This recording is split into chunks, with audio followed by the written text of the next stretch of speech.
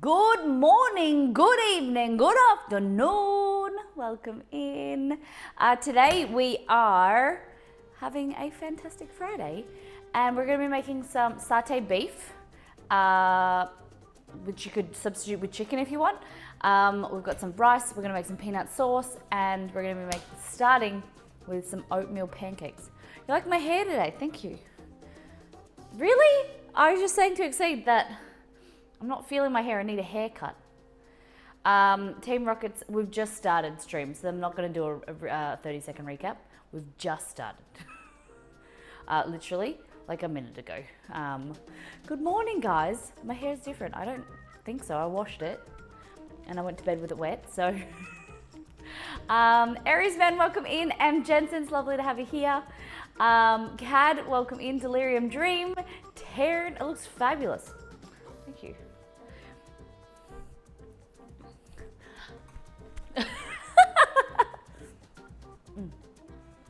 Who has like Farrah Fawcett hair? Anyway, before we go into today's stream, let's go back to last time on. I knew you had hair, I did. All right, this is what we did on the last stream. We made custard toast. So this was from the air fryer. It was some TikTok trend that Kate had sent me. To be honest, don't rate it. I don't think that they're pretty good. And it's like, for the time that it takes, it would be easy just to make French toast. Rather than like making the mixture, putting it on the middle. I didn't like how, maybe we need to use different bread, but I'm not a big fan. We did different flavors. We did a cookie dough and chocolate, then with a peanut butter and, cookie dough. And then the one on the right was peanut butter and chocolate. And then we did a berry variation as well. But then we did this. This is tandoori chicken wraps. So we made some tandoori chicken, all different spices, some Greek yogurt, let that marinate for a little bit. Made the naan bread recipe from the website. So if you haven't made that, it's really simple, really easy, and really good. Then we put the tandoori chicken in the wrap, and then we added some Greek yogurt, some mango chutney, a little bit of coriander or cilantro. It's really simple, really easy. So I was a big fan. Oh God, my hair looks like a mop. We received a $50 tip from Liz. Thank you very much, Liz. It goes back into the kitty, helps us pay for groceries and for this week, so we appreciate it for the next week. 23 people in the form of follows, people joining the community, which is so dope. 8 subs, resubs, and gifted subaroos. Hey, Mrs. Razor. And 1,111 bits. I didn't realize it was that many. Mischievous resub for 17. Kate, tier 2 for 26. Norcux, 6 months. Arbitrator for 15. Sam, tier 2 for 16. Shaddy, tier 2 for 25. Ping King, 33 months. Liz, a tip of $50. Zephrine with a mega raid. Matala gifted to Wolf, Mischievous for 17. It says 1,113. What did I say? What did I say? What did I say? I did, and Jensen, I did see the toast. They're very, very similar. Oh, did I say 1,111? Oh, 13. You know. Same. Just 2 off. Hey, Roman, welcome in. Guys, if I missed you, give me a holla. Say hello in chat. I hope you're having a great day. And if you're lurking, I hope you're having a fantastic week. Thanks for being here. And thanks for watching the VODs. Hey, Delirium, bit. Thank you very much for the bit. Simo, holla. Hey, Simo, welcome in. I hear that you posted some buns in All Things Food. So that's what we're about to do now. Before we go into the rest of the stream, we're going to do a deep dive into Discord, show you what the community has been making, cooking, eating, creating over the last 2 days. It is Friday, which is the last day of the stream week. I want to hear about what you've got planned for the weekend.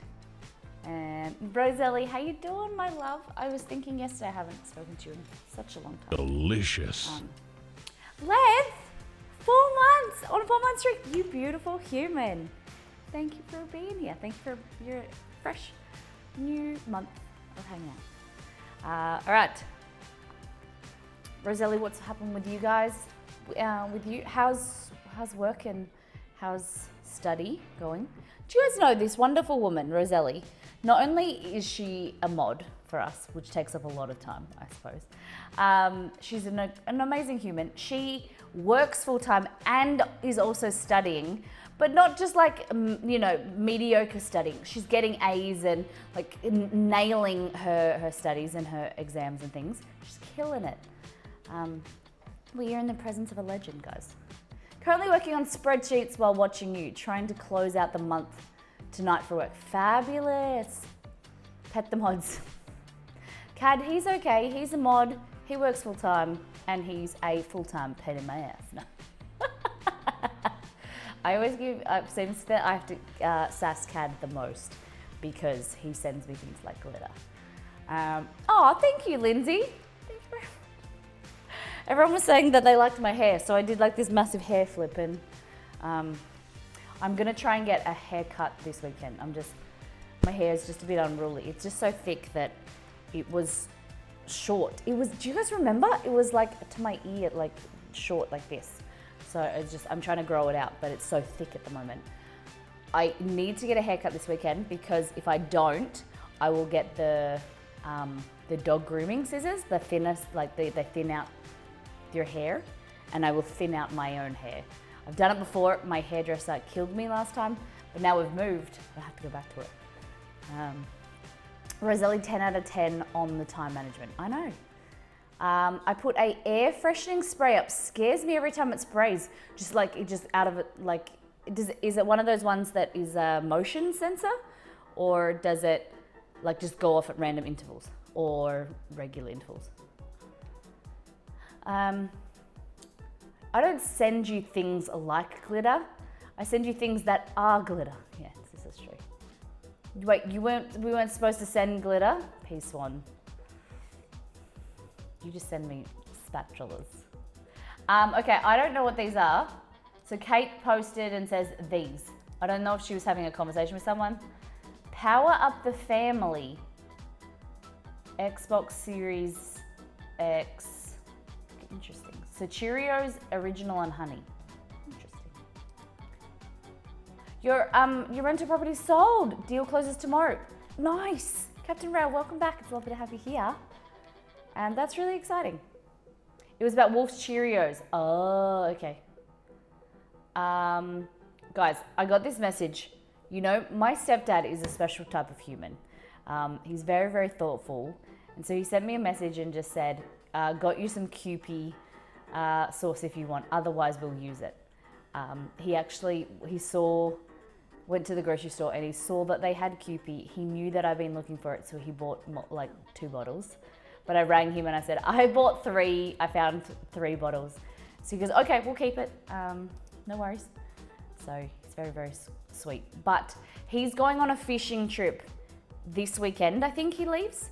And after he gets back, we're going to chat to him because we have to do the fishing stream. We've unlocked a fishing stream, but it's just been really, really hard to organize, and they've had renovations in their house. So he's been doing them. So he's been very busy, and we've been, you know, the last 6 months, our renovations. So we're trying to tee up a fishing stream and or a cooking stream with seafood. Him and I making some seafood dishes that we've always wanted to make. So that ever since him and my mum have been together, which is about 5 years, he's talked about these stuffed squid tubes. And he's like, we need to make these, you know, we've been talking about it for years. So stuffed squid tubes. And then I found a recipe for Singaporean like chili crab. And I talked to him about it and he said he's pretty keen. Fishing trip, yeah. He's going on a fishing trip to Dirk Hartog Island with my uncle and his mates. So there's like a bunch of them that go up every year. And he said that they'll catch fish and he's happy to bring, you know, on stream or us to cook up, which will be really fun. And then I love fishing, so Exceed doesn't really love fishing, but hopefully he'll just like hold the camera and watch us, you know, reel in some big fish. Your hairdresser moved to Poland? Oh my goodness. So now we have to do it ourselves. I know. If we can't go on a boat, the aquarium WA is open daily. I thought about that, but I don't think we would get any reception in the aquarium. Talk to Exceed. Maybe we do, we have some big plans after this cookbook is finished. So maybe like a monthly IRL trip or something like that. And an aquarium sounds fun. Or it needs to be outdoors where we can get cell reception. It's the kind of the biggest thing.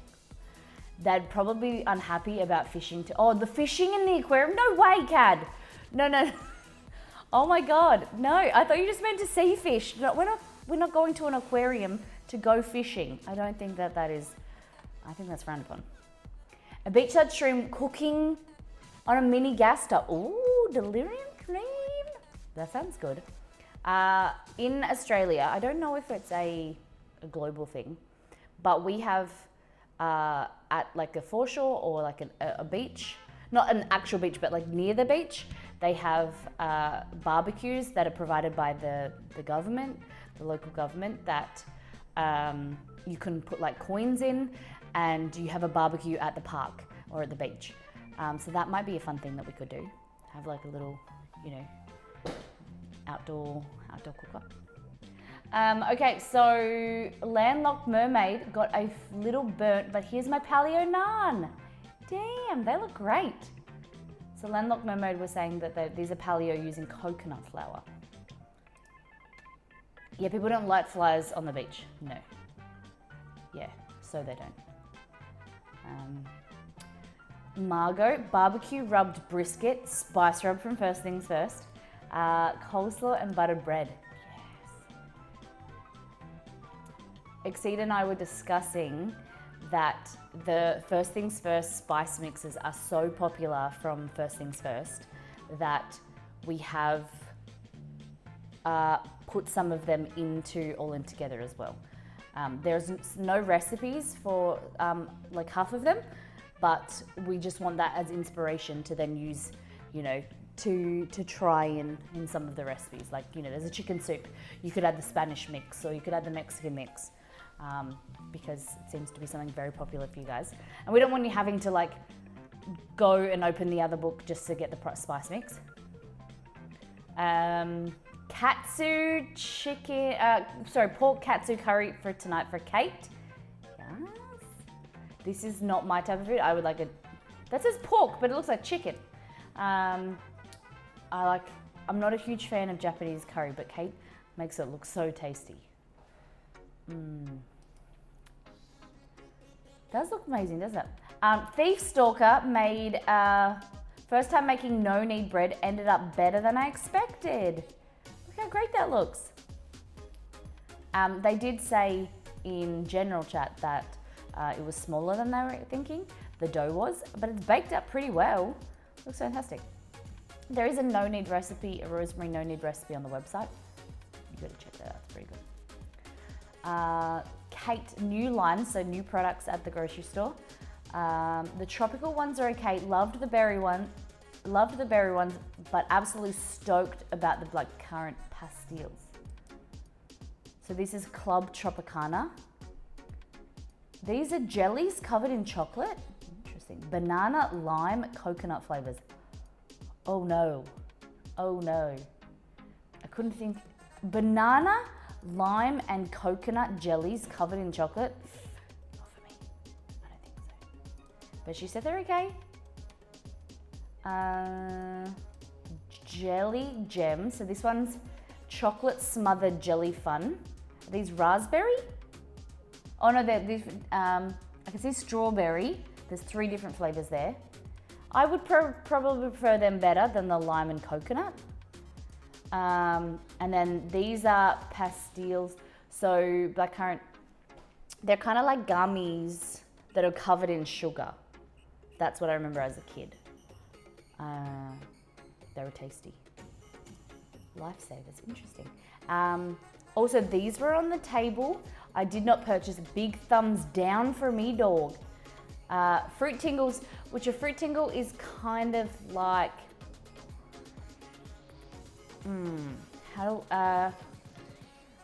It's, oh, what are those discs? It's like a candy, and they come in like a packet that's like round. And do you guys have Lifesavers?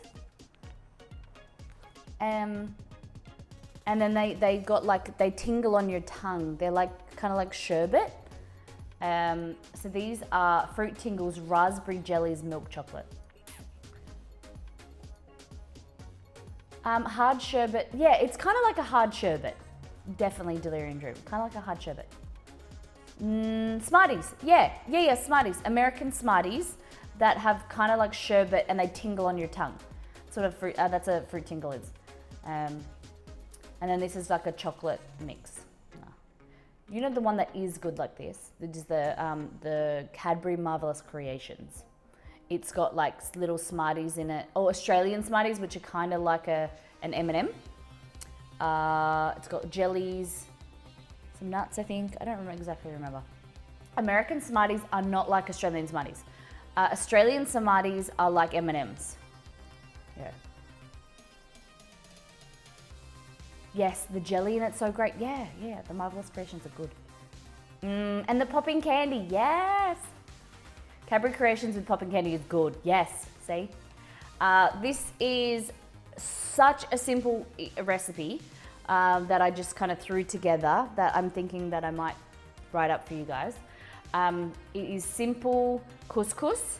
So basically I've got a container with couscous, filled it up with boiling water, put a lid on it, it absorbed. I fluffed it with a fork, added like a teaspoon of butter, and then some dried cranberries, some flaked almonds, and mint. And you could add more stuff in there if you wanted to, but it was just like a really quick dinner. Then I got chicken, sliced that up, cooked it with Moroccan spice mix from First Things First.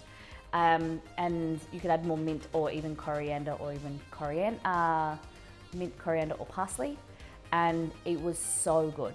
I personally loved it. Exceed said it was tasty, but I think it's a banger. It's like like a Moroccan couscous. Really, really tasty. And then the fruit, like you've got the salty, spiced, aromatic chicken with then like sweet pops of flavor in the couscous. It's good. Banger. It's a banger. Sam Brekkie, Bergen, soy linseed bread, Angus beef, smoky chipotle chili sausage, and ocean trout. Sam. It's like a reef and beef, hey? Look at that. Sausages, chipotle sausages with smoked trout. Aresh barbecue pulled pork slider with egg on it. Nice. Oh, it's good, Aresh. That bun. This is what we're making on Monday. Kate tagged me in a TikTok, which I love that you guys are doing now. Please keep it up. Tag TikToks or Instagrams. If you have an idea or you see something great, tag me. Think of me and tag me. This is the same lady that did this fried chicken burger, which we're also making on Monday. This is a mushroom burger. So I have to find on Monday or Sunday over the weekend, I need to find some oyster mushrooms. And they deep fry it in like panko breadcrumbs. And it looks incredible. It looks really good. Oh my God, I just realized. I'm gonna have to change Monday's stream. We're gonna have to do it on Wednesday because Exceed and I are going to get burgers on Monday night. And we can't have burger stream during the day and night. Because on Mondays they do half price plant-based burgers at Grilled, and our plan was to like finish most of the cookbook on the weekend and get it to a good state, and we were going to treat ourselves with burgers. But I can't, just thinking of it, I can't burger. That's way too much bread. I did, Chezzy. Is this the photo that you posted a few weeks ago?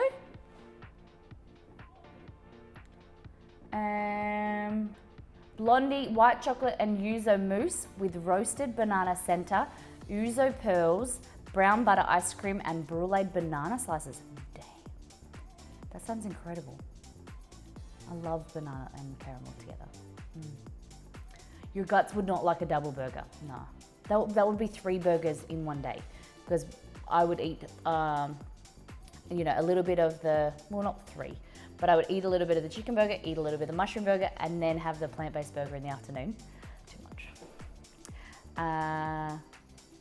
Reef and beef is a version of surf and turf, I gather. Yes, Lindsay, yep.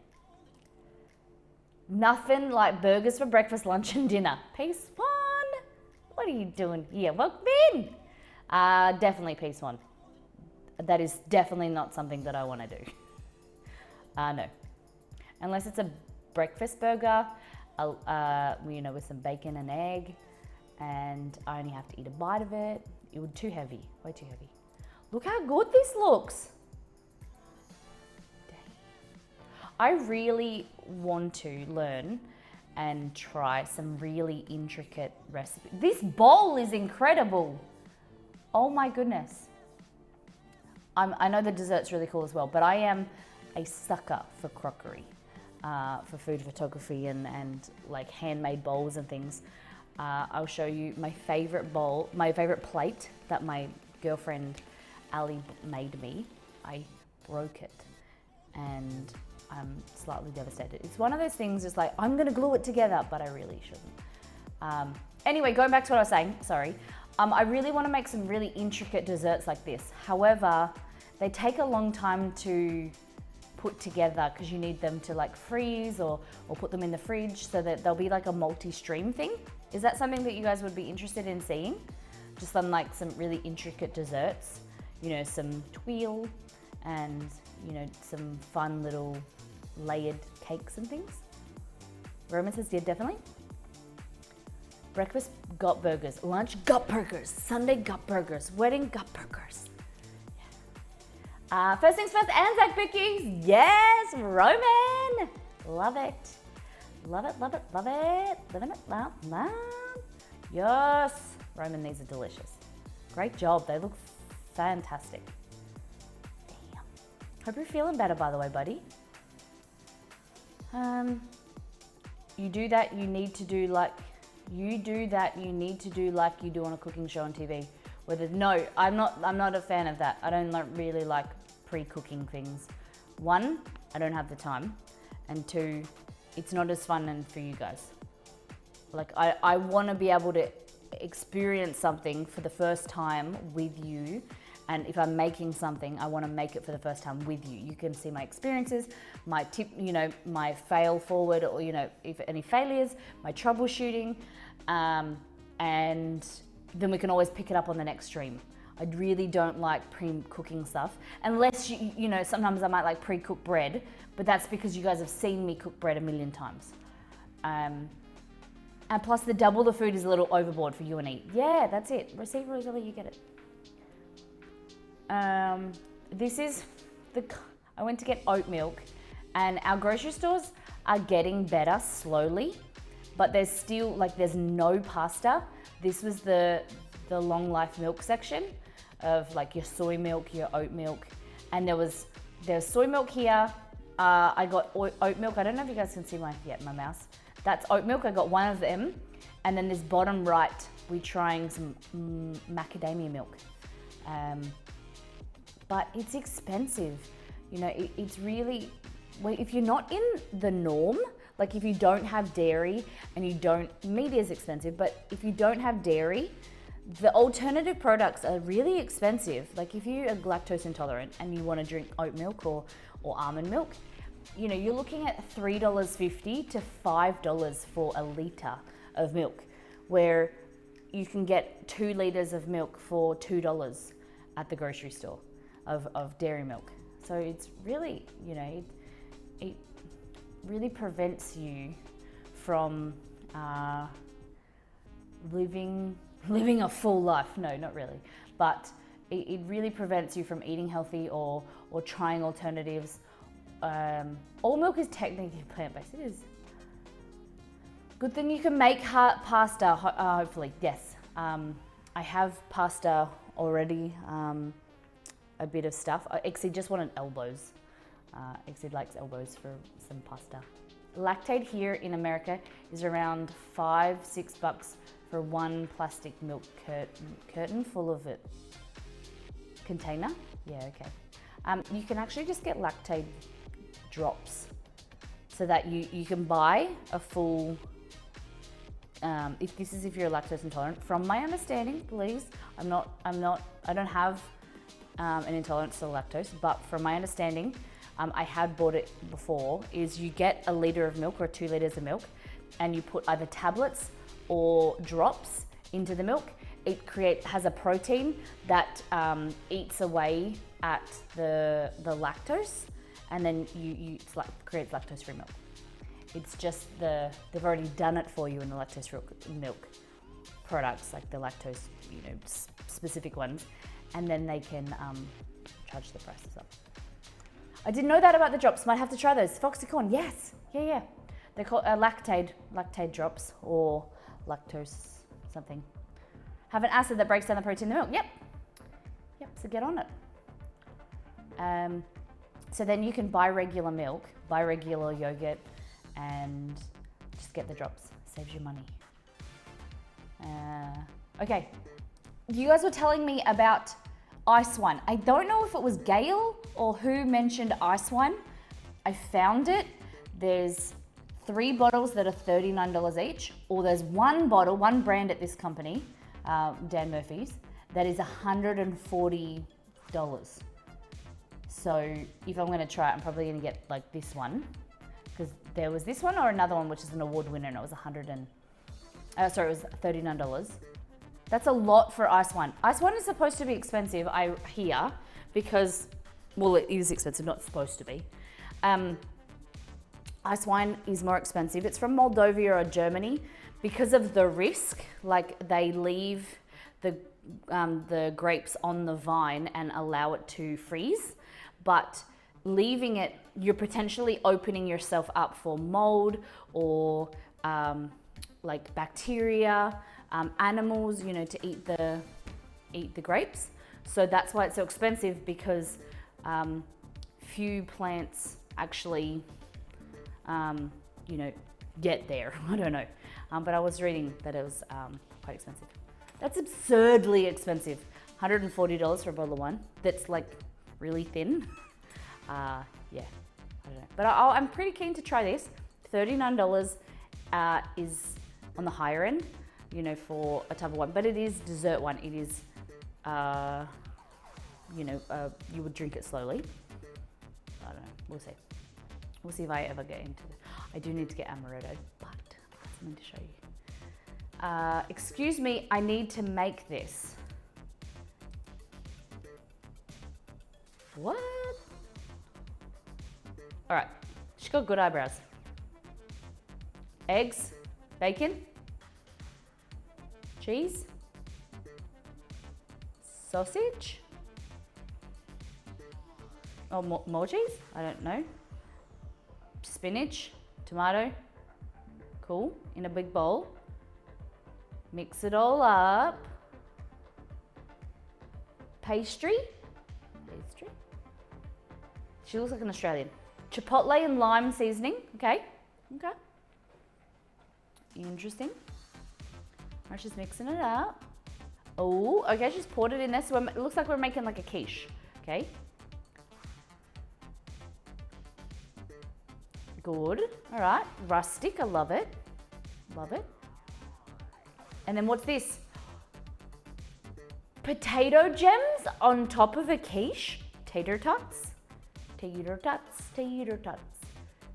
Hey, interesting. Ooh. What do we think, chat? Potato gems. What do we think? Would you try it? I don't know if I've got potato gems in the freezer. I have hash browns, I think. Should we try it? Not sold on the gems, says the Lyran Dream. Okay. I think I need to go buy potato gems. Like cottage pie, yeah. I have thought about doing like a bake, kind of like a cottage pie, and then putting potato gems on top. Maybe I have remind me, I have pulled pork and buffalo chicken in the fridge from recipe testing. So maybe we've got to do something with them. All right, Kate also posted this TikTok from the Tipsy Bartender. Pretty cool, I went and followed him. However, this one's strawberry. Never heard potato gems. I like it. Yes, they're called potato gems in Australia, or tater tots for you guys. What is this? Only parents will oh, that's the yogurt thing. Fake meat, interesting. I like the conversation. I love this. You guys sharing your opinions. Feel free. Like, I want to ensure that you guys feel that's a safe place to have a conversation, to discuss your opinions in Discord. If there's something that happens and you don't feel comfortable, feel free, to reach out to one of the mods or something. If there's something that we can do better, whether it be in Discord, on stream, there's a feedback form, because I really loved this conversation. Difference of opinion is so fantastic, and be like, I don't agree with this, and this is why, and having an adult, very constructive conversation and sharing your opinions is fantastic. So Jerk Nugget and Sam, I love it. Thank you, keep it up. And Sam, I want to applaud you as well. Sam said, this is a great insight. I don't really know about Joe Rogan, so maybe we take it to politics and current events.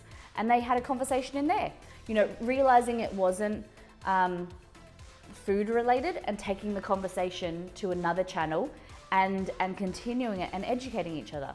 I thought that was really fantastic for me to wake up to, and I'm really proud of that. So thank you guys. I love seeing Discord really active and you guys chatting. It's really awesome. So this is Sam Bergen Soylent bread. So it's like a gluten-free bread with chicken zucchini parmesan burger patty. Damn, looks really good. So this is a chicken zucchini parmesan burger patty. Looks good, Sam. Do you have 2 knives there, Sam?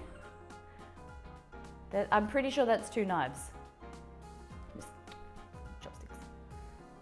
Bread looks good. I do like that bread, that Bergen bread. If I was gonna go gluten-free, when we did go gluten-free, that was kind of like my preference. They're tiny little slices, but they're good. Jerk Nugget posted pork chop with cherry pepper sauce, all chopped up because it was an eat on the dinner sofa kind of night, and garlic spaghetti. Nice. I do that quite often, where you just chop up your meats and then you can just use a fork. That reminds me of one thing I need to do over the weekend. I got a Final Fantasy XIV cookbook, and it has a recipe for strawberry syrup sweetened tea. Oh, sounds good. Yum. 2 knives for when one won't cut the mustard. That's it, Reavers, that's it. What else we got? Spicy pork tacos with cabbage slaw for Cadmores. Cad, you've changed your tablecloth. I didn't recognize it. Looks good. So was it pork mince, ground pork? Spicy mince tacos. It's been so hard to buy pork mince at the moment for the last few months. So I'm hanging out for it so that we can make dumplings or something again. Simo, 2 mozzarella stuffed chicken breasts with lettuce, cucumber, mustard, honey mustard sauce on a toasted bun. Simo, I love that you've got a Dyson in the background.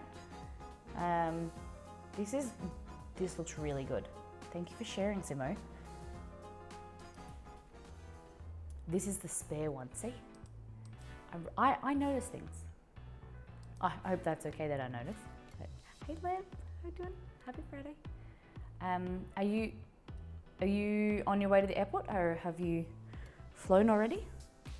Matulakone, poached eggs and bacon for breakfast. This looks like a picture of a picture. Damn.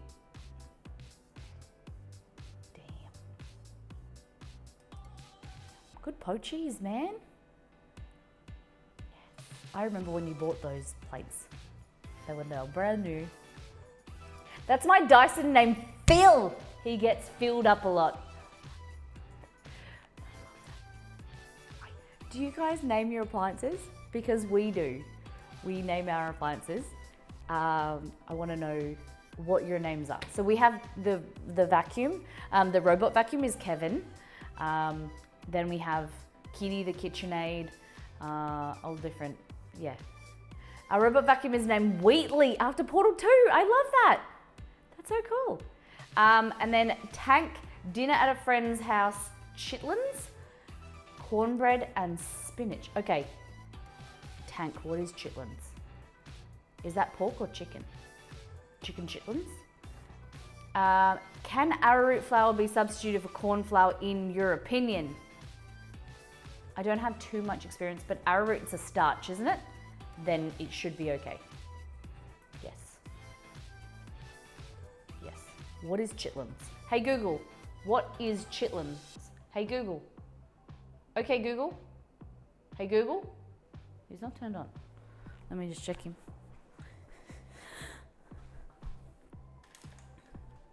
Hey Google.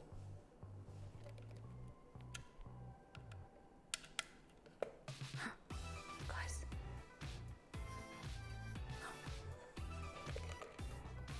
Something's unplugged. Oh my god, Exceed, I don't know. I don't want to unplug.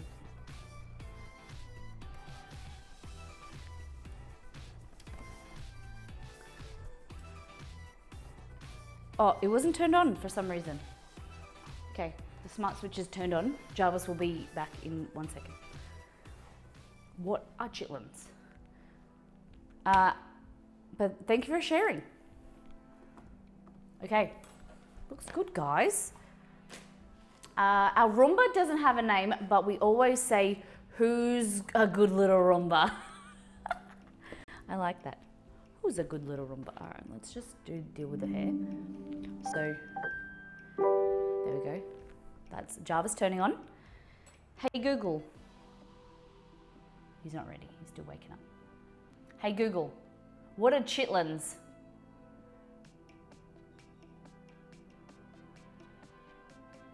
Hey Google, what are chitlins? According to Wikipedia, chitterlings, sometimes spelled chitlins or chitlins, are the small intestines of domestic animals, especially when cooked and eaten. They are usually made from pigs' intestines. They may also be filled with a forcemeat to make sausage. Nice. All right, thank you very much. Chitlins are pig gut. Thank you, I'm honored to serve. Thank you. I appreciate you saying that. I thought they were intestines. They are. They're intestines. Molly, what is your favorite movie and what is your favorite series? I am the master of indecision, so I cannot answer that. I'm an easy breezy, emotional human that, depending on the day, the time, the hour, the emotion that I'm feeling, I'll tell you something different. So, like, I love Friends. Watched every episode multiple times and love Friends. That would probably be something that I've watched the most. The other thing is I watched a lot of Sex and the City again. Love that as well. But I like Friends is probably the most common. Movie? Oh, that's hard. That's really hard. Because you've got to be like, what's your favorite comedy, or what's your favorite this, or like a genre? Because there's just so much choice these days. You can't be like, oh, I really love Sleepless in Seattle. No, I don't really know. What do you guys like? They stick like hell cooking them. They stick. Or like the intestines stick to the pan. Yeah, I can understand that. Because they've got like, if they're intestines, they've got like little cilia. And they like little, it'd probably gross you out, so I don't want to explain it anymore. But they've got little fingers, little like microscopic fingers. My dishwasher is named Shoeless Joe because we don't put shoes in there. Whoa, sass. What sort of weirdo would do that? Put shoes in the dishwasher? That was 2 times. And that was my old dishwasher, okay? They stink. They stink like, oh yeah. I get that. I don't really like, well, you got to think intestines, they've had some shit in there. literally. What sort of, we named our robot Sucky. How original, Cad. Sucky, sucky. It only takes once. Yeah, obviously.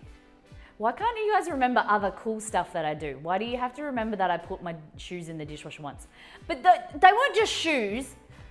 They were these. Okay, these are looking really grotty. Maybe they need a wash. But these are, like, I think they're made out of silicone. I'm not 100% sure. But they're allowed to be in the dishwasher. Okay.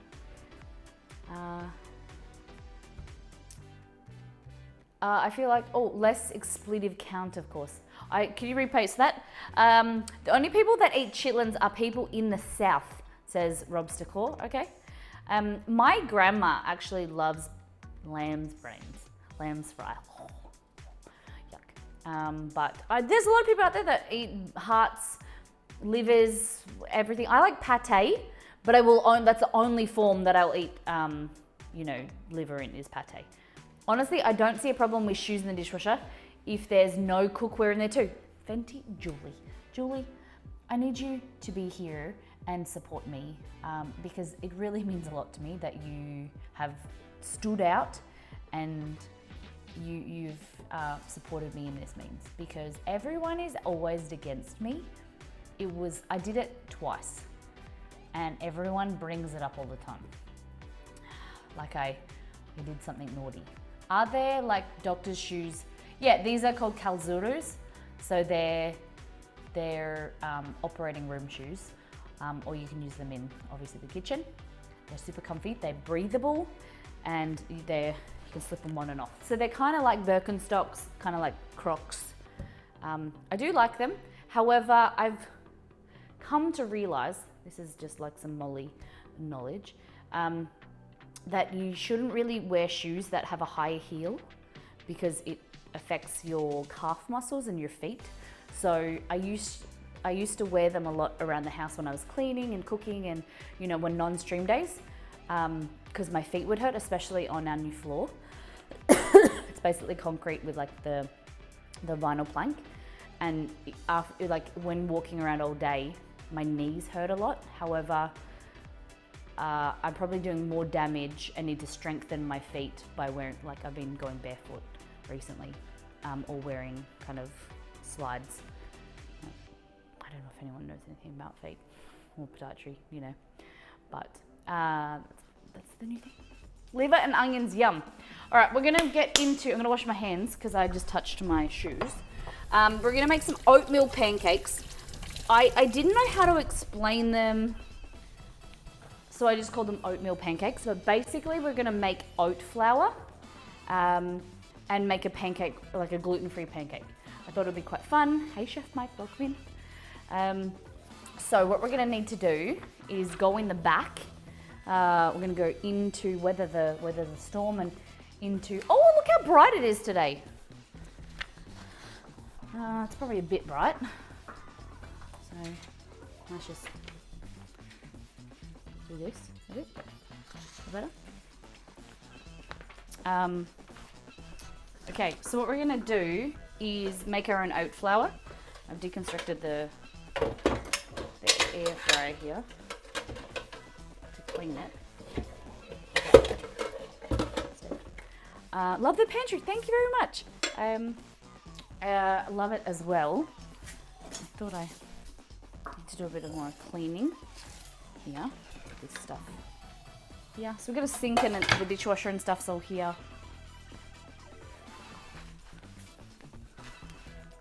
All right, now, 1.5 cups of oat flour. Yeah, it's actually, this pantry is bigger than our bathroom as well. Our main bathroom, and our bathroom in our bedroom is bigger than this as well. It's quite large. We're very lucky. It's a little bit, I don't know, there's sometimes where I think like we should have gone smaller, but it's fantastic. It's great. It's gonna be great for streams when we finish it, and we'll have multiple angles in here so I can cook and then have another camera that points wherever I'm cooking. and better lighting and things. It's just a work in progress, so we're still renovating. Okay, what am I doing? My nose is itchy. We're gonna make some oat flour. Oh, I might actually do it in the Vitamix without that. So, basically, to make oat flour, you just get rolled oats and pop them in a food processor or blender if you don't want to buy oat flour. So, I'm just gonna 1.5 cups. I had oatmeal pancakes one time with chopped up Granny Smith apple. Ooh, that sounds good. I don't know how much 1.5 cups is. Better to have some left over, I suppose. And then all you want to do, put this on like that.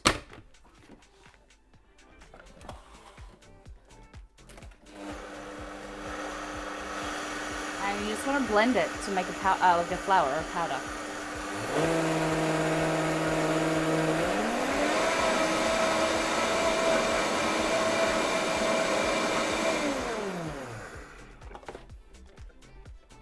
Here we go.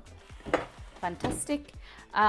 Some ground flax. It's going to help keep it together, like be replicating the gluten. Do I have any flax? Xanthan gum, I might replace it with, we'll see. I have psyllium. Do you know if psyllium can replace flax? Hey Google, add flaxseed to my shopping list. All right, I added flaxseed. I don't know if psyllium. Oh, I don't know if it will. But we'll see. If all else fails, I can put some actual gluten flour in there. Cinnamon baking powder, some apple cider vinegar, some almond milk or whatever milk you want. Nightscam, welcome in. We have been streaming for nearly 1 hour.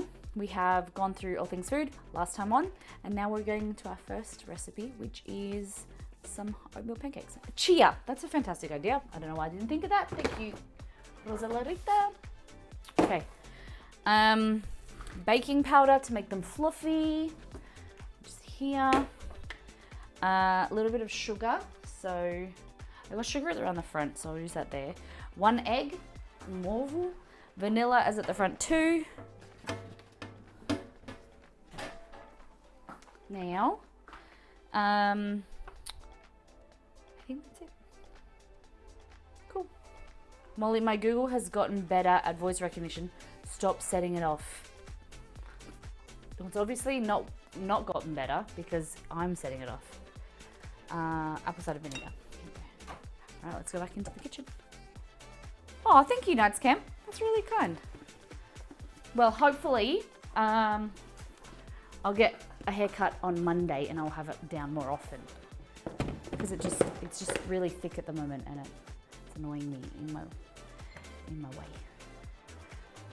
All right.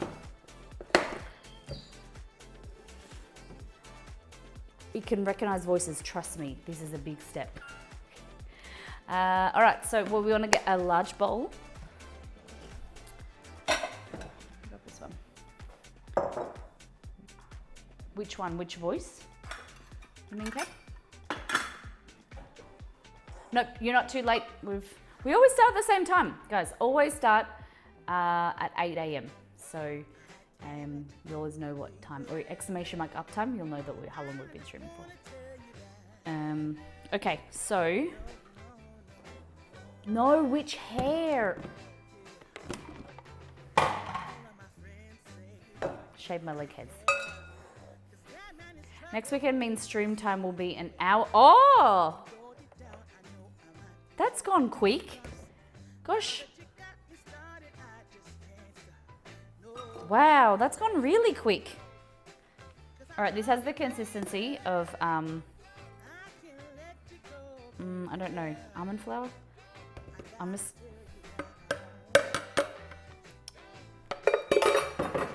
Exceed must be excited.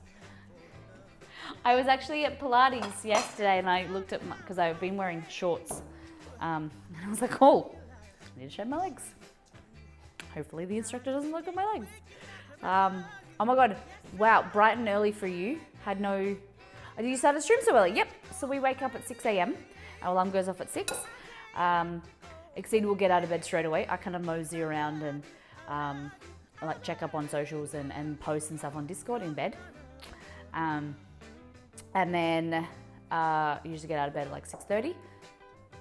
Then I get up and make coffee, and then we stream at 8 a.m. So 3 days a week, it's good. Tuesdays and Thursdays and the weekends are kind of my sleep-in days until like 7:30. Usually that's the latest I can sleep in, but Exceed will always get up at 6. All right, so here we have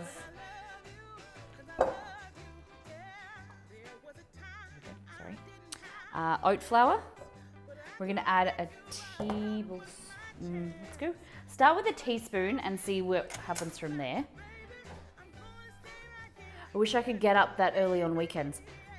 See, I know it's strange, but days don't really mean anything to Exceed and I, because I found out Monday is a public holiday. I have no idea why, but we stream Monday, Wednesday, Friday.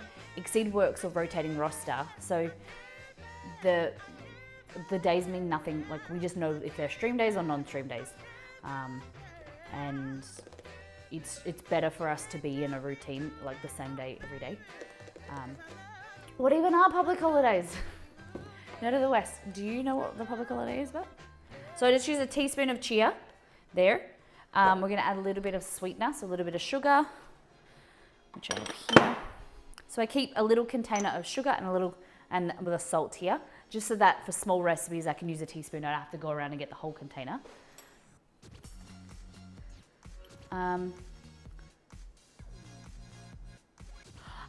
Also, the small streamer that we rated last was so nice. Wasn't they lovely? Guys, can you, CAD or one of the mods, can you get the link for the person that we rated? Was it Just a Food Blog or I Am a Food Blog? They were so lovely. His enthusiasm and his excitement was just really, really sweet. And Cook This Blog, there we go. Thank you, Roselli. Guys, go and check him out. Please give him a follow. Really, really sweet human. And that's what I love. Like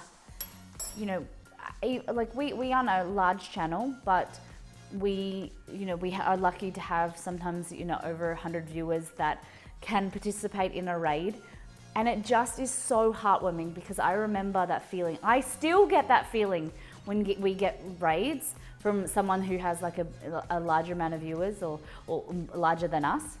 And I never want to let go of that feeling. And I want to be able to gift that feeling to other people of that excitement and just shock that someone has come into your channel and bought their community. It's really, really lovely. And being able to send you guys off over to them. Unfortunately, I would have loved to be able to like sub or gift subs or something like that, and create that hype.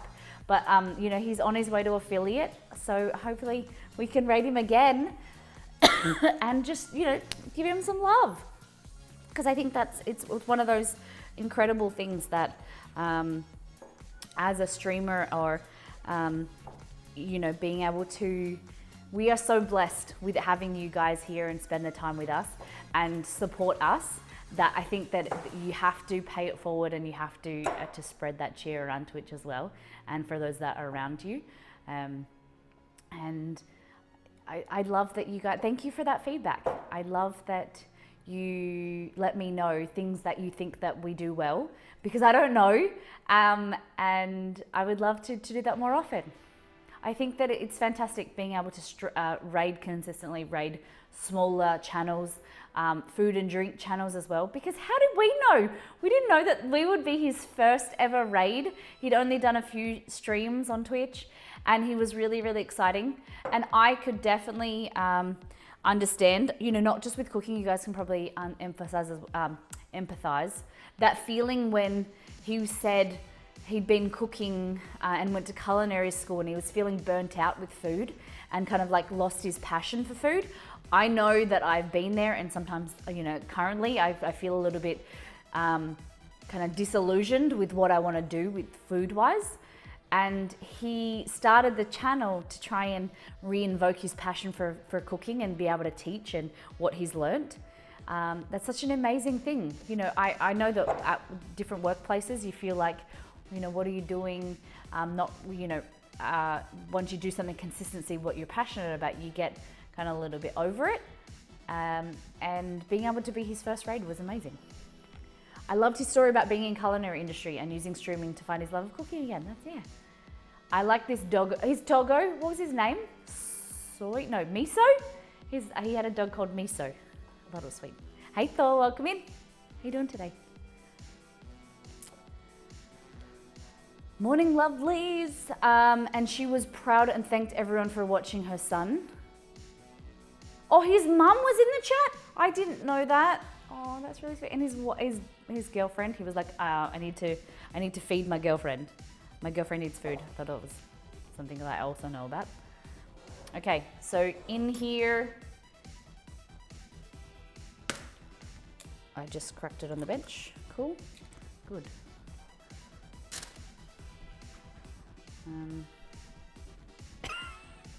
Just go easy fix. There we go. Now I have to wipe up the bench. Yeah, I think that we have a mandate that, you know, we have a responsibility to spread, you know, support and give back to other communities and other people, because, you know, for the more that you give, you know, the more you receive, and it's all about that kind of circulating support and love, and it all comes back to you one way, some way or another. But it's all about, you know, really supporting those around you, and a rising tide lifts all ships, and being able to uplift those around you. His mum jumping in and supporting was the best part. Nice. Okay, so egg in there. We've got sugar. We're going to add some baking powder. I should have added that before. So I'm going to go with maybe a teaspoon. We'll see. So we've got chia in there. It means that we're just going to have to wait, let it sit for a little bit longer. With the chia, I should have, or you could have, definitely added the chia into a bowl with some water to then start that gelling process separately. A mandate.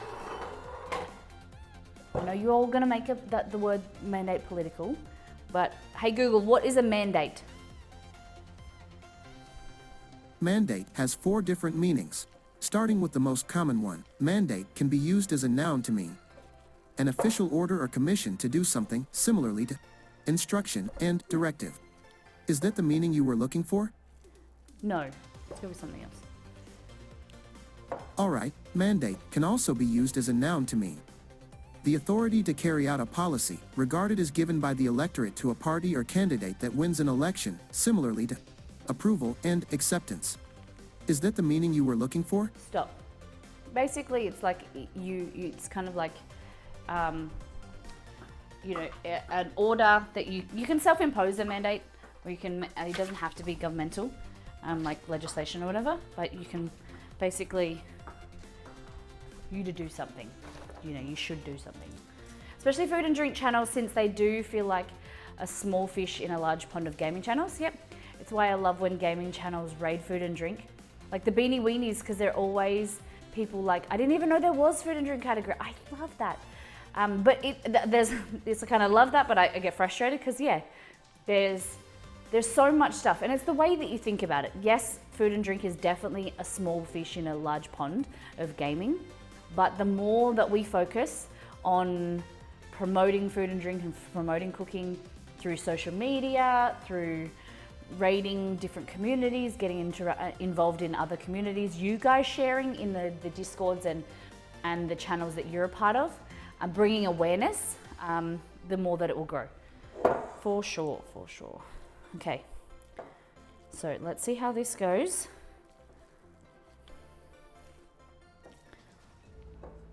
Interested. So we've got sweetener, we've got a leavener. So sweetener is the sugar. We've got a leavener, which is the baking powder. The chia seeds are in there. I don't know how they're gonna go. Milk. We're gonna add some acid to then help with the baking soda, baking powder, sorry. See how we go. I'm gonna try it out. And we're gonna add some berries. You live in a myth? San Francisco is a myth. Okay. Now I wanna put my hair up, but you guys have just telling me it looks, it's nice. Are you enjoying the cool weather? Yes, hell yes. When we woke up on Wednesday, and it was raining, I was in heaven. I'm back to wearing like my comfy clothes. Last night, I was wearing my dressing gown, my Twitch dressing gown, and I'm very, very thrilled for the cooler weather. The only thing, I don't want to complain, right? Because it's either one thing or another. Like, you know, there's always something that you don't like. You know, in the mornings, the warmer days, I didn't like the sun coming through the blind, but now it's harder to wake up because there's less sun coming through the blind. So, you know, it's just always something. It's always something. Did you get a haircut? No, I washed my hair and it's down, but I'm gonna get a haircut this weekend. Wait, were those Crocs? They're called Calzurus. We were having this conversation a little bit before. They are it's kind of like a Croc crossed with a Birkenstock, if you know what they are.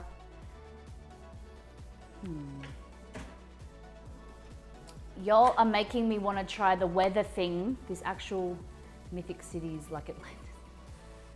Try it. Okay. I'm gonna get a scooper. We just put a little bit of olive oil. You could use butter if you wanted to. But we're gonna take you down here. So, I'm nervous. Guys, this is a huge test, like something very, very different. I don't know what this is gonna taste like. Let's just say I'm not super hopeful. It's been raining all week. It's glorious. Yeah, I'm in two minds of celebrating and talking about the rain and the cold weather, because unfortunately the east coast of Australia has been devastated with floods, and where our thoughts are with everybody who've lost, you know, their belongings, their life. You have to, you know, our thoughts are with them, and you've got to be sensitive. And there's, you know, a lot of unrest in the world at the moment, and COVID as well. But you also have to understand, you also, you know, you can celebrate. I think you would be always very sensitive and not being able to celebrate your own successes or celebrate things that you enjoy if you're always being sensitive. Like, you got to acknowledge it, but yeah, I'm kind of liking the weather. New recipes are the best. I love when it doesn't work. Sure, waste is, yeah, but learning, 100%, yeah. This is what we were talking about yesterday on Instagram, actually. Making like a curry powder mix and recipe testing and recipe development. It is fun, but also, you know, you've got to worry about the wastage. It is fun. I love it, the ability to be able to take something, an idea, and then be like, whoa. So my big thing for yesterday was I have had this idea for using the buffalo chicken in the new cookbook and turning it into recipe suggestions. And one of the things was a buffalo chicken lasagna. And I said to Exceed, I'd never seen a buffalo chicken lasagna. Don't even know if it would taste good, but I feel like we can make it yum. And I made it yesterday, and it is delicious. Really, really delicious. Yeah. It's actually, you guys want to see it? It's really good. All right. Check this out. You're looking all right, looking all right. I don't know about the fluffiness. I'll have to see. I think maybe they might be a little bit dense.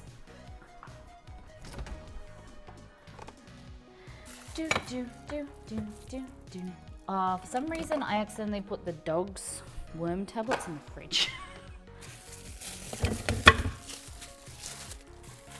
Okay.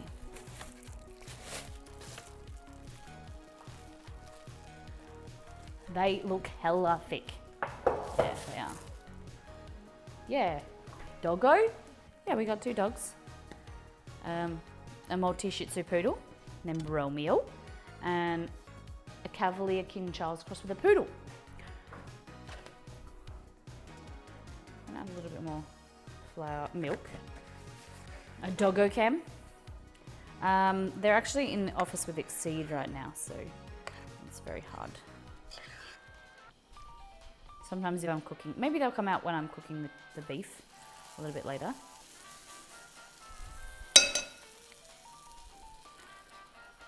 Okay, what are we thinking? Do we need to do them thinner?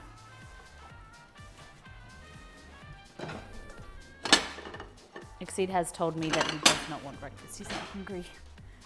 I gave him a hot cross bun this morning. Oh, that is another thing I wanted to mention.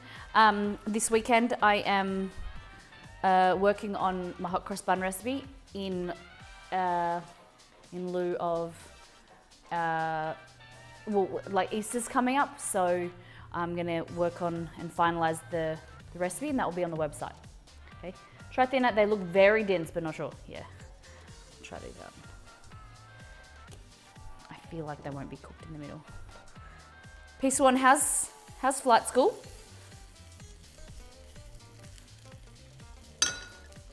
Have you done a barrel roll yet? Our man Piece 1 is learning to be a pilot. We're very excited. We have a standard poodle for now. She's going back to breeder. Oh, how come? Why is she going back to the breeder? They still puff up, so it may be the baking powder. I don't know, but I'll try to do them really thin. I'm going good. Thank you. I am a quarter of the way through the hours I need. No barrel. Wow, that's gone so quick. A quarter of the way through. So the batter looks really thick. But I keep concentrating adding more milk. It's just the oats, I think, just... Yes, thinner like a crepe, so you can put filling in them. And oh no, that won't happen. Team Rocket, they don't have any gluten. You can't really make crepes from them. I like your idea. If these don't work, we're making crepes, because I've been thinking of crepes all week, actually. So it's good that you said that. You reminded me. Okay. All right, turn the heat down. To you guys, they look really black, but they're just like a dark brown. There we go. Let's go over here. She was supposed to be my partner's assistant's dog, but my partner got diagnosed with... Oh, I'm sorry, Thor. I'm really sorry to hear that. I'm thinking of you and your partner, and I can't imagine what you're going through. Please, guys, can we get some cookie hearts in the chat, please, for Thor and your partner? Okay. All right. This oatmeal pancakes. Ooh, fluffy. Actually, better than I was thinking. Dense, but fluffy at the same time.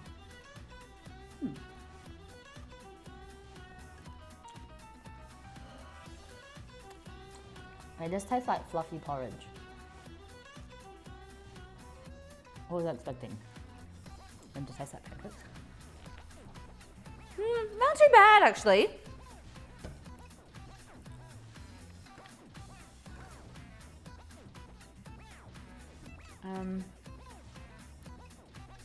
Got wrecked by the bot?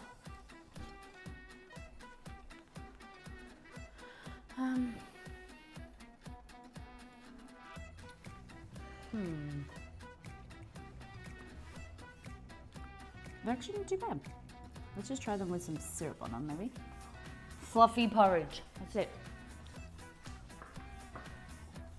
They're a bit crunchy, which is nice.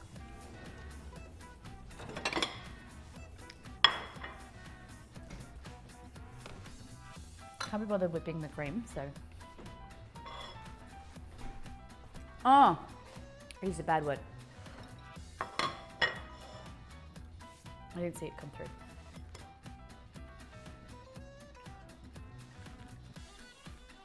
Okay, so that's your pancake.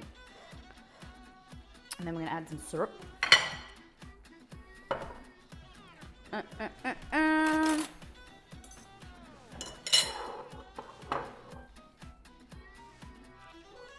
Okay.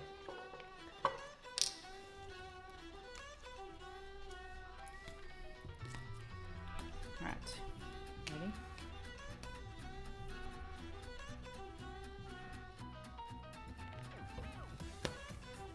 Oh, catches the sea. Yep. Let's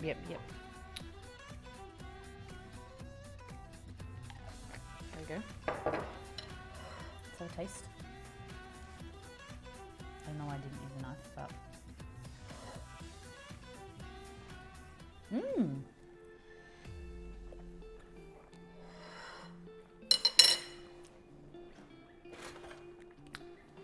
I'm unsure. Syrup of choice, maple. And that was that cream. Yep. Yes, it is. I don't know. It's like, it's nice. The flavor is not too is good as well.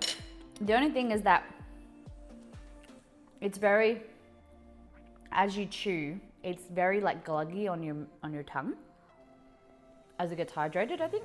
But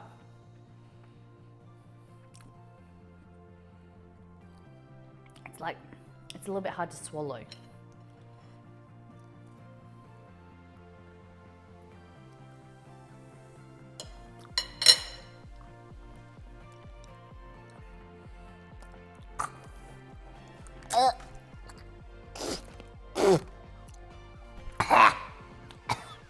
There was a lump of baking powder. Ugh.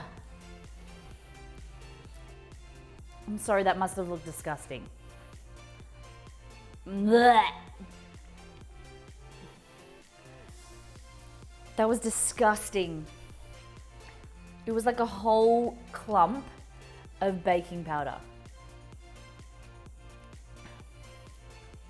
My mouth tastes like metallic right now. That, I don't want to see that clip.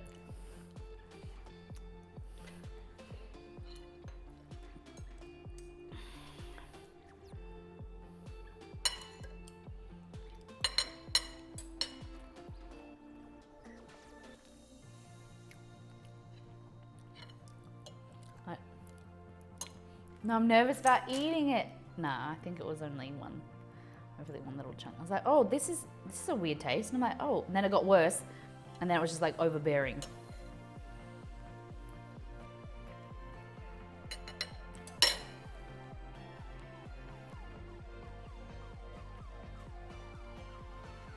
What do you mean exceed was right? But I think they're good. Like,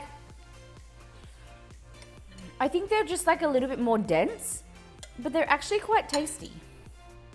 Especially with the maple syrup and the cream.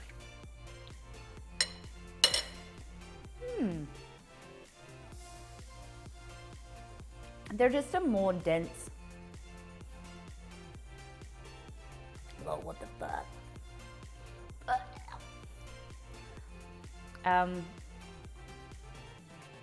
This take on the cinnamon challenge, yeah. Yeah, so ultimately I'm not going to eat the rest of this batter. I think that I don't really want that many more. I probably won't make them again, but I think we can do better. I think we can create a better texture, taste.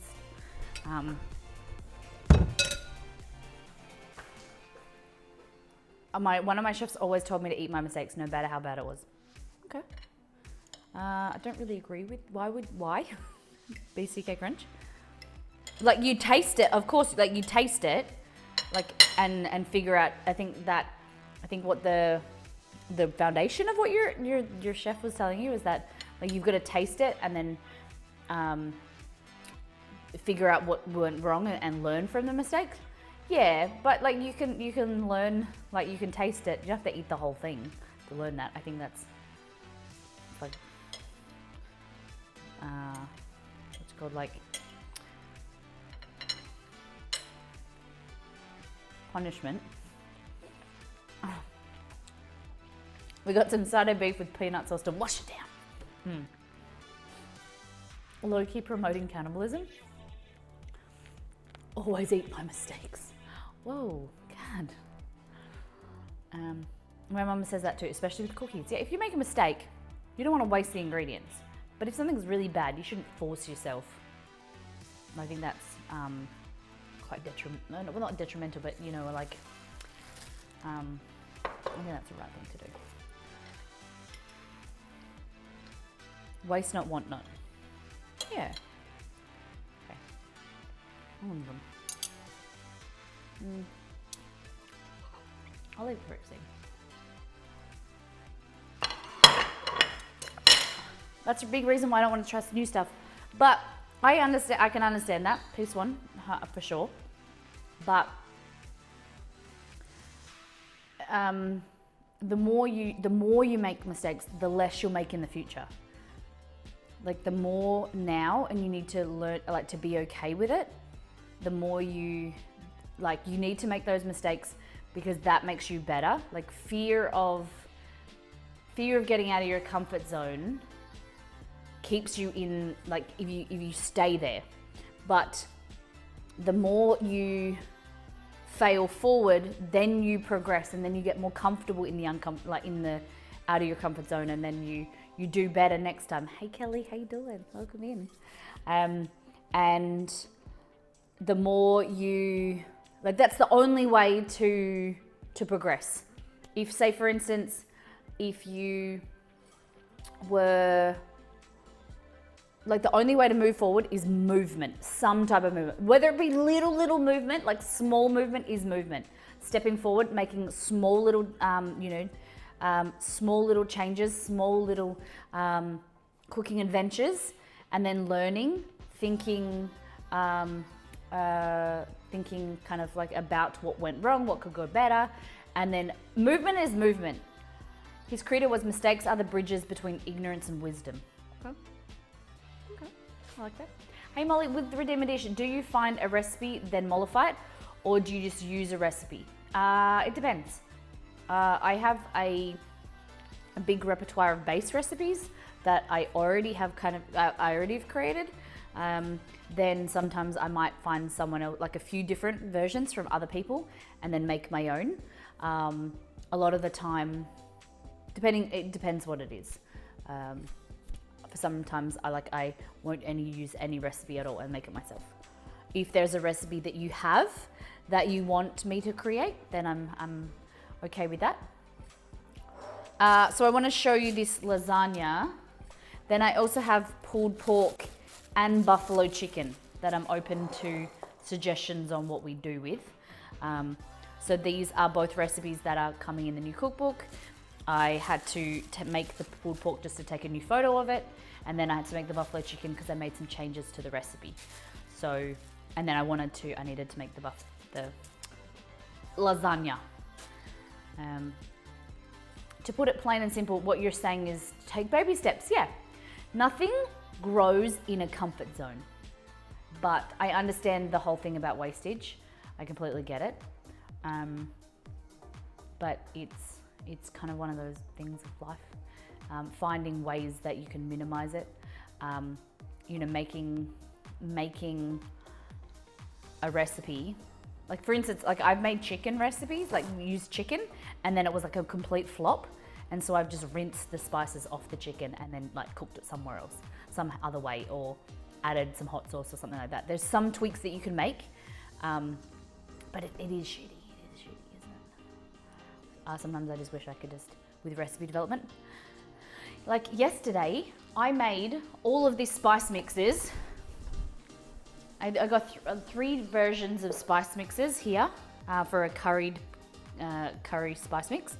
And then that's a lot of spices that go in there, and I'm like, but hopefully they all 3 of them taste good, so I'll use them over time. But find a friend that you can offload food to.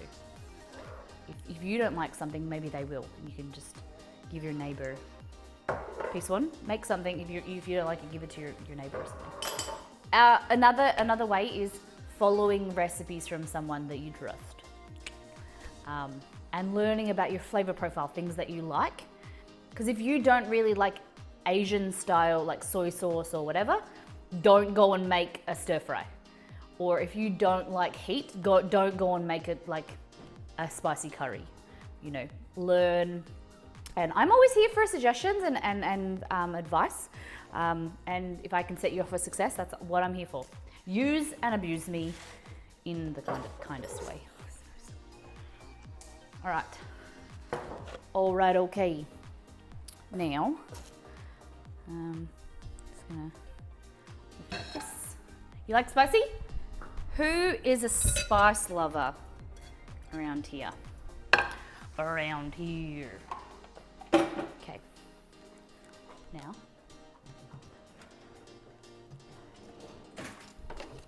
I feel like this needs to be said because a lot of people may feel this way. Yes, I'm touching my hair. Sometimes I am usually very good with food safety and whatever, but I'm cooking for myself. If I was cooking for other people, I would have my hair up. You know, if it was a commercial thing, I would have my hair in like a net and things like that. So if you find me touching my hair and then cooking or whatever, like, it's okay. I'm exceeding myself. I'm not feeding other people. So just want to put that out there. I always get conscious of when I'm got my hair down because it gets in my way a lot and people say things.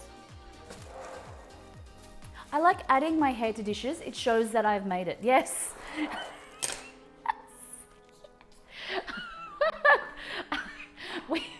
We went somewhere the other day. And I had a hair. It wasn't in the food, but it was like on the packet or something like on the side. And I picked it up. I was like, oh, hair. So he was like, now you know how it feels like. I was like, what? Okay. So this is the buffalo chicken lasagna. I have to give this recipe to the recipe testing team to make sure that it's fine for the rest of y'all to taste. There's some new recipe suggestions and new recipes I've created before it goes out. Just need to be checked. Hair down while cooking for yourself in your own home? I'm not judging. I'm sure judging, yeah. No, but people have come in and be like, if the dogs come in and I touch them, I wash my hands. But like there are people out there that are a little bit more sensitive to things. But the way that I would behave now is very different how I would behave when we do commercial, like we work with companies, like we created Far Cry cookies and also World of Gaming cookies. World of Gaming, not World of Gaming, what am I thinking of? War Gaming cookies, and we sent them out to their like influencers and things, and we create themed foods for different companies. World of Tanks, that's it, which is War Gaming. And we created like a whole commercial kind of like setup that was, you know, as much as possible, very safe. And we wore hairnets and gloves and did it all properly. But, you know, right now it's just home cooking. So this, I'm gonna heat it up, but this is the buffalo chicken lasagna. Guys, layers of pasta, spicy buffalo chicken, but a cheesy, creamy bechamel sauce, or more like a, I hate to say the word, I say bechamel sauce, but I mean Mornay sauce because it's like a cheese sauce. But I have like a physical response when I think of the word Mornay. and my mum used to make mornay, tuna mornay when I was a kid, and I just don't like the word. If you're sensitive, you need to see Seinfeld episodes, where he prepares his food in the shower. Yeah. I know that I've said that I don't do Nashville hot chicken. Yes, you have said that, but I like heat. I wish that Nashville's signature dish was sweet, like chess pie or chocolate meringue pie. Yum! No worries. Thor, thanks for hanging out. Have a great weekend, sorry. I forgot what day it is. Okay. Oh, I hope this is warm enough. Guys, look at this. Ready? It's not the best looking for this, like, no slice I took, but seriously, it is cheesy, delicious. Yeah. So the bechamel sauce definitely kind of balances out the spiciness from the buffalo chicken. It's really good. Really, really good. It's hot.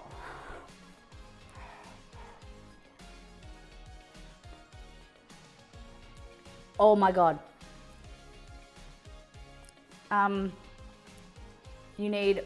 tweaked the recipe, so you need two of the small bottles of Frank's Red Hot Sauce, lasagna sheets, cheese to make your bechamel sauce, and then your regular buffalo chicken recipe.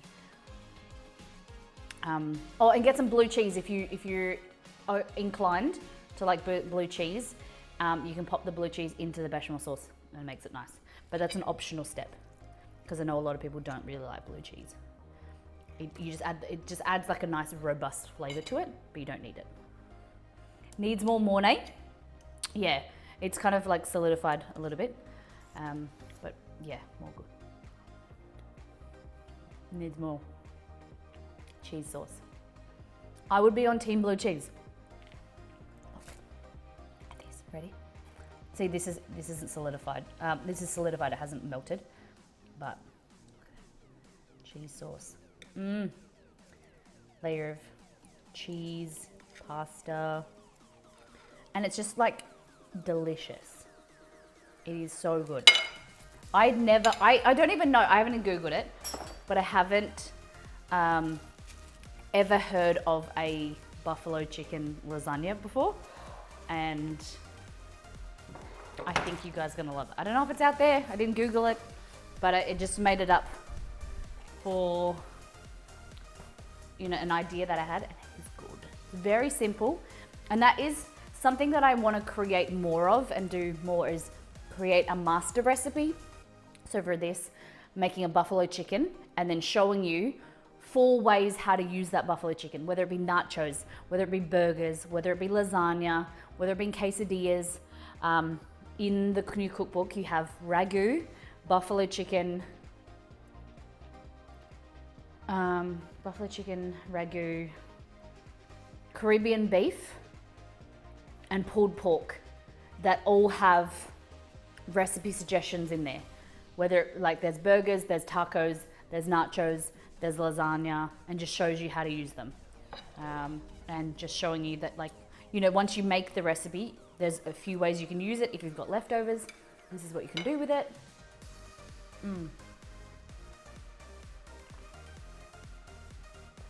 I do something similar, I guess. I do buffalo chicken, blue cheese, some pasta noodles, and we'll eat that for a quick lunch. Yeah, that's it.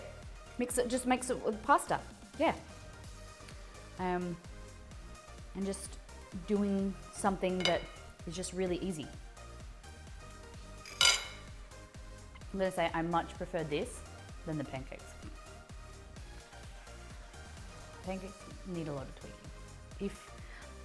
If anything.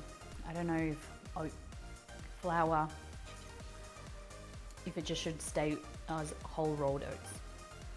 I don't think we need to make it into anything else.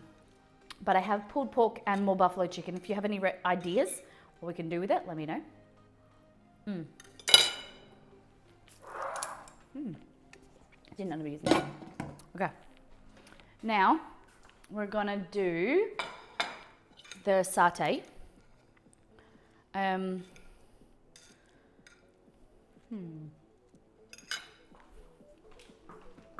Satay beef, or you could use chicken.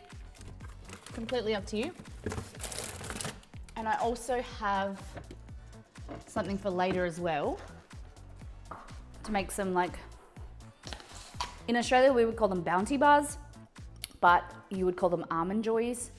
I made a mixture of coconut, shredded coconut, coconut milk, a little bit of honey, and a little bit of condensed milk, but you could just use, I just needed something sweet. And we're gonna mold these, and we're gonna cover them with like a homemade chocolate, okay? Coconut chocolate bars, yeah. So we're doing, I have rump. So this satay recipe is from Recipe Tin Eats. It doesn't have it on the website, on the actual page, but I will link it for you. So it's from Recipe Tin Eats. It's their Thai chicken satay with peanut sauce. I'm gonna do it with beef today, okay? Beef. So we need coconut milk, bamboo skewers, curry powder, which I'm gonna use the curry powder that I made yesterday,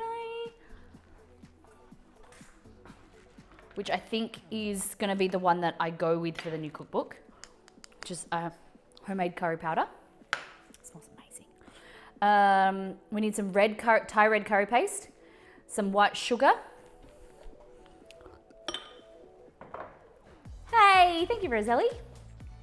So Recipe Tin Eats, she's actually from Australia, East Coast, and really, really great recipes. Almond joys, sometimes I feel like a nut, sometimes I feel like a nut, sometimes they don't. I don't understand what that means. Thai. Yeah. Thai peanut sauce. What else do we need? So I need the curry paste, more curry paste, peanut butter, crunchy of course. I almost bought smooth peanut butter yesterday, and I was like, Exceed has this theory that smooth peanut butter is sweeter, I think he said. I almost bought it, but I didn't. I was like, I'm not gonna buy a $5 jar of peanut butter just to prove his point. Soy sauce, some apple cider vinegar. Here. Peanuts, lime. Okay, so I will go here and get the Thai red curry. I have a recipe on our website. If you guys like, or say, for instance, if you buy like a jar of Thai red curry powder paste like this, and you want to use it, then I really suggest trying the Kwama Scrib risotto from the website. It was a recipe I created for Elder Scrolls, and it's really good. It's like a Thai red curry risotto. It's very, very tasty. Okay, so we need peanut butter, dark soy sauce. Is that it? Seems to be it. Everything else I've got here. So peanut butter, dark. Team Crunchy here. I'm on Team Crunchy too. BCK, I think you're a crunchy. All right. Peanut butter. Dark soy sauce is less salty. It's a darker color, but it is less salty. Salty. It's less salty. So, I also want to get some chopped peanuts. Blah, blah, blah. Chopped nuts.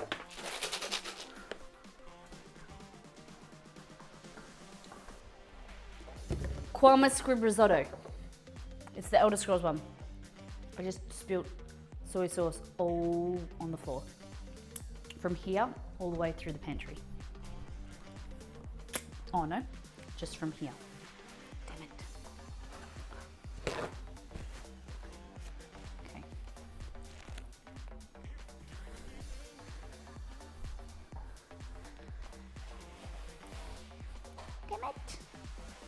Parma scrib risotto. Elder Scrolls Online. If I was a cloth. So you have two different types, well, there's multiple types of soy sauce, but mainly you have a dark soy and a light soy. Hey Google, what is the difference between Between what? What is the difference between dark and light soy sauce?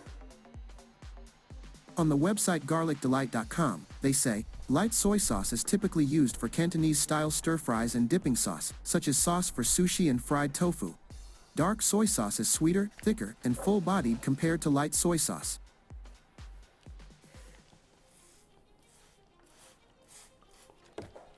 So it's fermented soybeans. And I think I don't know if it's fermented for longer. I don't know exactly the process of it. But quite often I use both. So one will give you color and one will give you saltiness. I've been looking at mushroom soy.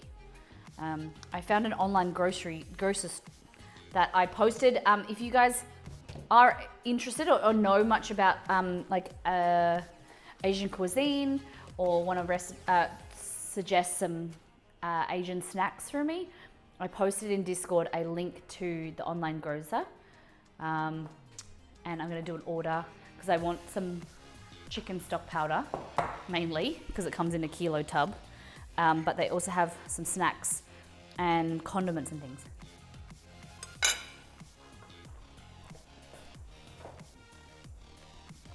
Thank you, Roselli. All right.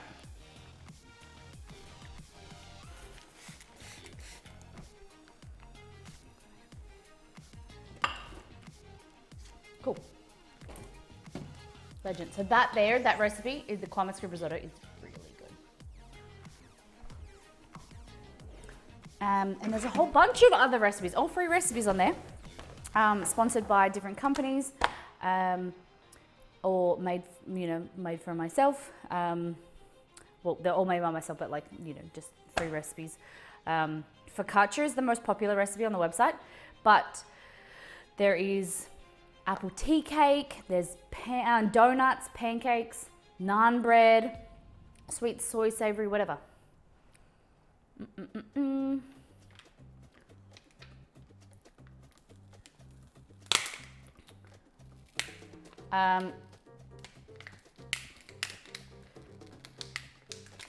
I looked at that page. Isn't it Sydney only? What do you mean? Length? Is it? But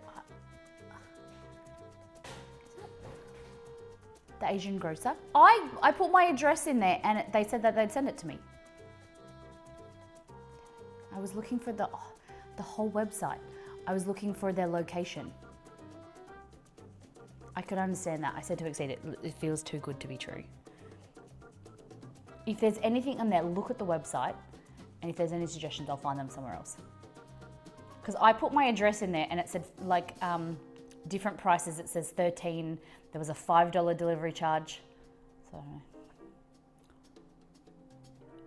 yeah, basically that sounds like, what is an Andes mint brownie? Andes? What does, like the mountain? Okay, so we need to get into cooking. Here I want, we've got metal skewers we probably use. Mix together the meat and the marinade. Coconut milk, I need coconut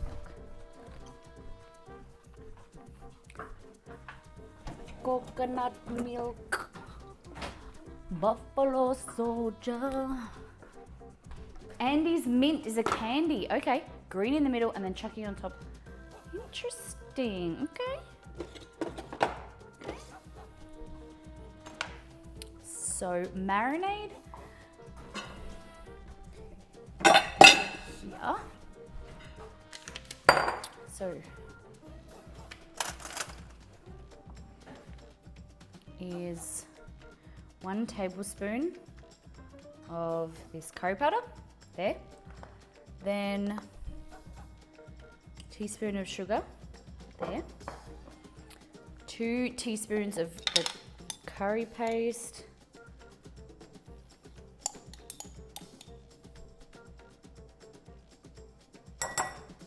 Like that. And some salt.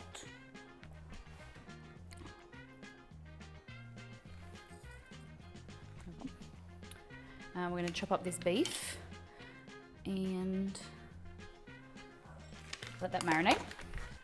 So I'm using rump steak here. You could use whatever you like. Rump is probably one of my preference because it is good for stir fries where it's tender enough, but it's not your high end. It also has some really nice flavor. So for this cost $16 for this piece of meat. And well and truly feed exceeded myself. Okay. So you just want to take off this large line of fat. This cap, fat cap. Should use a boning knife, but whatever.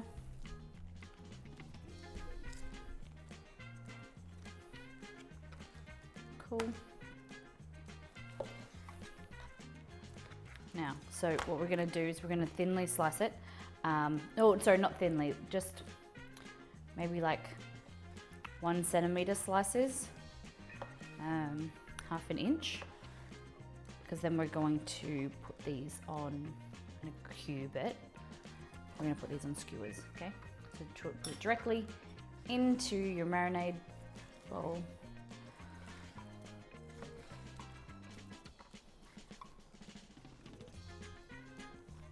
Cutting the opposite way that I should be. So you should cut towards your hand, not away from your hand. Your holding hand, if that makes sense.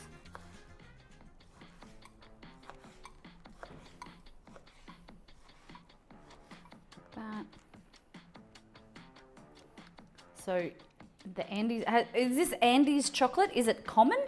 Is it like, I'd never heard of it. Who enjoys a, don't forget and sharpen Sunday. Yes, yes, yes, yes. So I've been, well, I've done it twice and last week I forgot because I've been busy. But sharpen Sundays, like probably like 8:30, 9 o'clock at night before I'm just like about to go to bed. I put on like a YouTube channel and watch here, stand here and watch as I sharpen my knives. And it's been good because it sets me up for a good week of you know, sharpening my knives, having sharper knives, and getting better at it. Don't sharpen Sunday.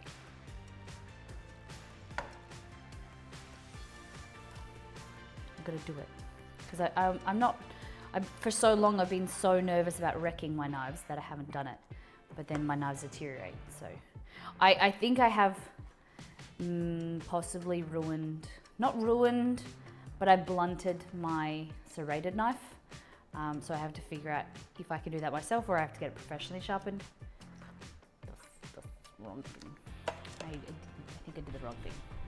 So I did ask the question on last stream and I got some suggestions and a video. I appreciate that.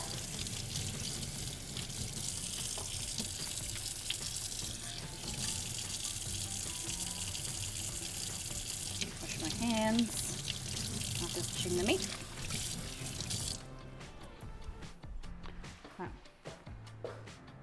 Hey, that's not supportive.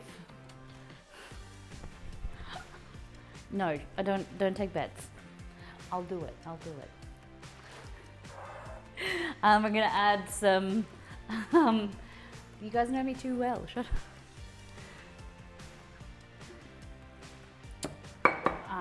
I have to. Hey Google, remind me at 12 p.m. on Sunday to sharpen my knives. Got it. I'll remind you on Sunday at noon. The thing is that will turn off.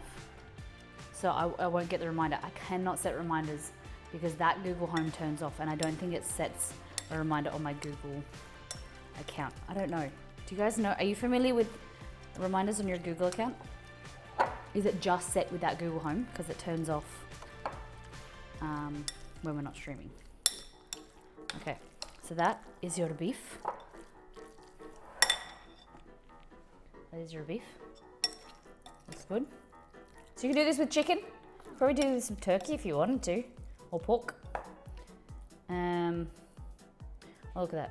See, I'm molting here. If I put it on your to-do list, will that help? That would be fabulous. Fabulous, darling. All right, we're gonna cover this, pop it in the fridge, or when I say fridge, sometimes I just put aside. Okay. I'm having the last little piece of lasagna.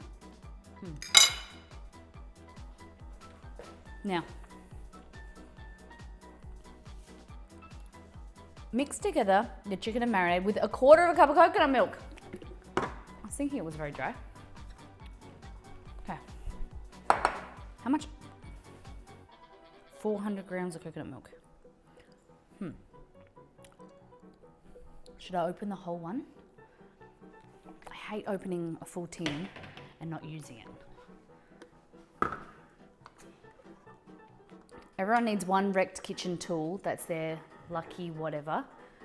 Epic story behind. Yeah, I get that.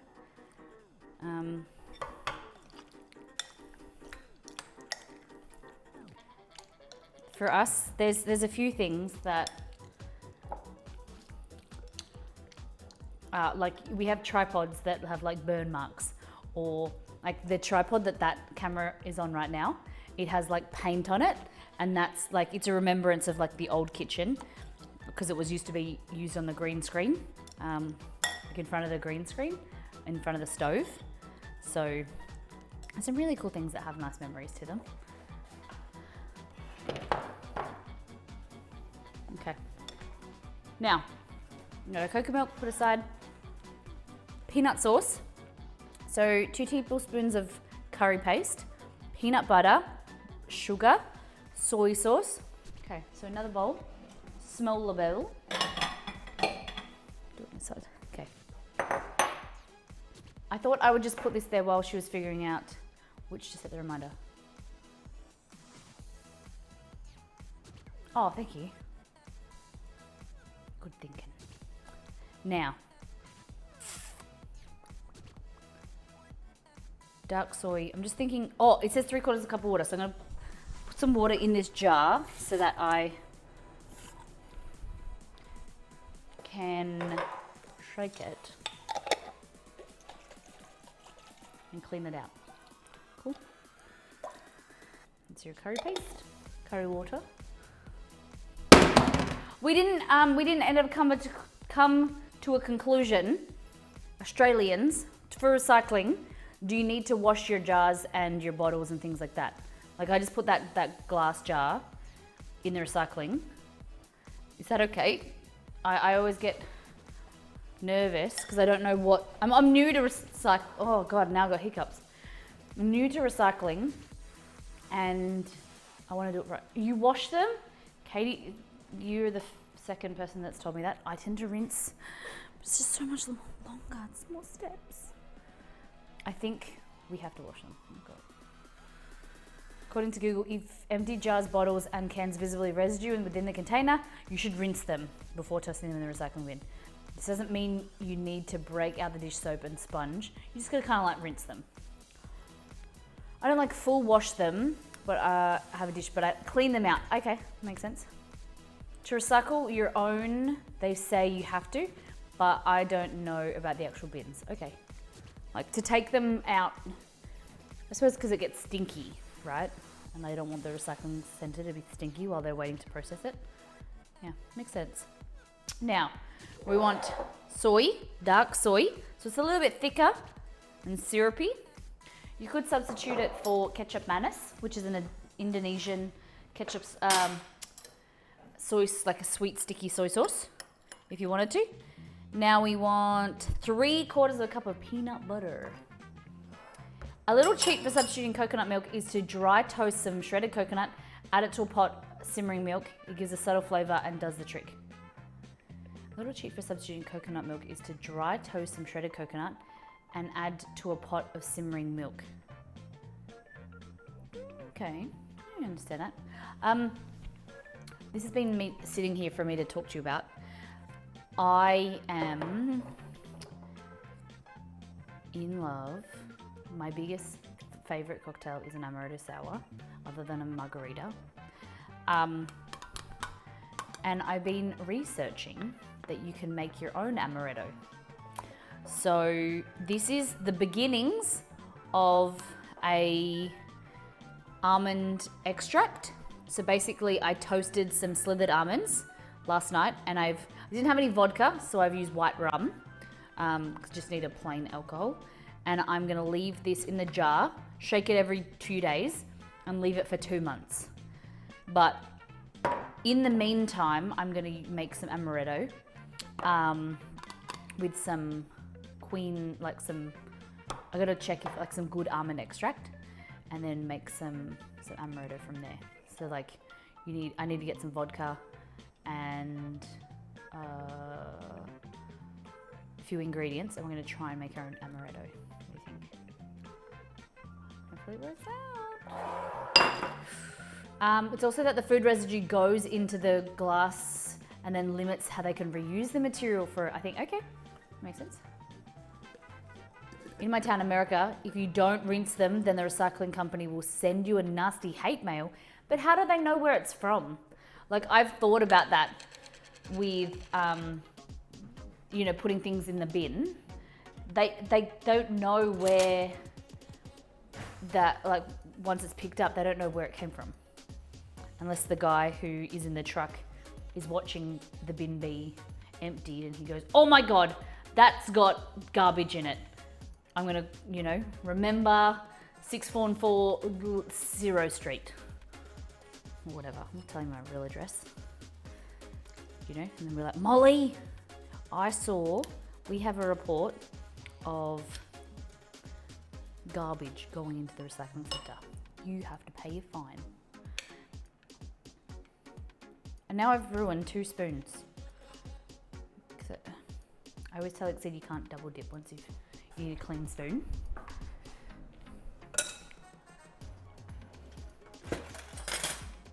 We have the opposite in my area. If we recycle properly, they leave a nice note in our bin. Know which neighbourhood I want to live in. I want to live in the nice note neighbourhood. Have you guys ever received a nice note in your, other than Katie, for something, like someone thanking you? I actually still have it on our fridge. When during COVID and everything, people being more conscious of your neighbourhood and those around you, and we actually got a note in our a Christmas note from the kids in the neighbourhood across the road, that like a little Christmas card. It was very sweet. I have it still on my fridge, even though we live in another neighbourhood now. But I just thought it was really sweet. Very thoughtful. Okay, so we need a little bit of sugar here as well. We've got the peanut butter, the dark soy, the curry paste. We're gonna add a little bit of apple cider vinegar. Like that. And mix this by hand or in a blender, which I kind of regret. Wish I used a blender. See how we go.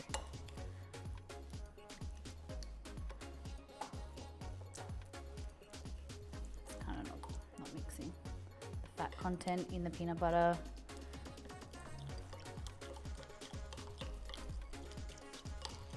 It's not really doing anything. See? Seems to be coming together. Talk too soon. It's creating like an emulsification. It looks disgusting. Like, looks quite gross. It looks like, not too nice.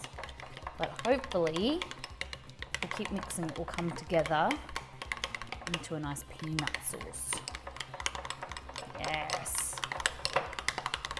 Probably should use a whisk.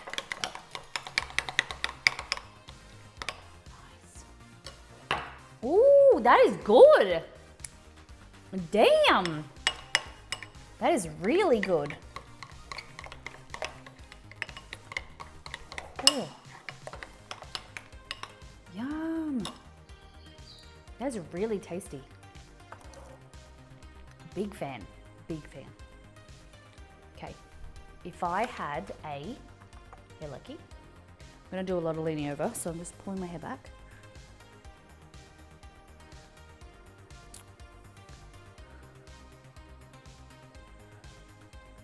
No one else has received a nice letter in their mailbox.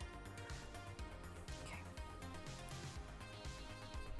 So, like that, and I'm gonna take all this stuff behind.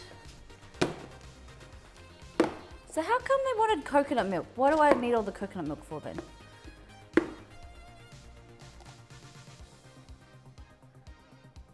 A quarter of a cup of coconut milk, and then set aside for 20 minutes or overnight. I don't know what the rest of the coconut milk's for. Because I could have just opened the little one if I only needed that much. Okay.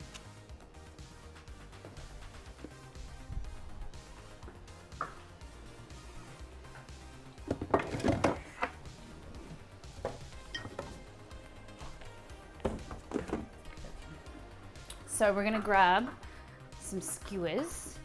I have metal skewers because they're reusable, but you can definitely go ahead and buy bamboo ones. Bamboo ones if you like.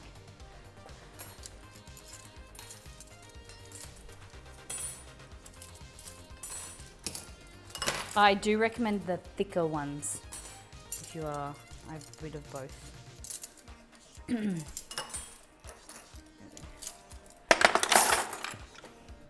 Now, that's why I'm on Team Crunch when it comes to peanut butter.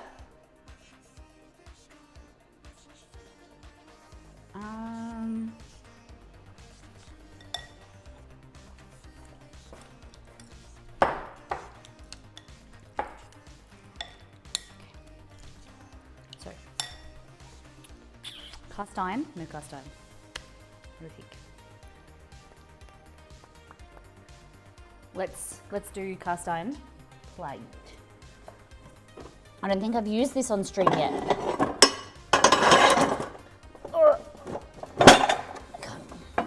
It's gonna be some noise and I'm really sorry. Okay, cast iron plate. I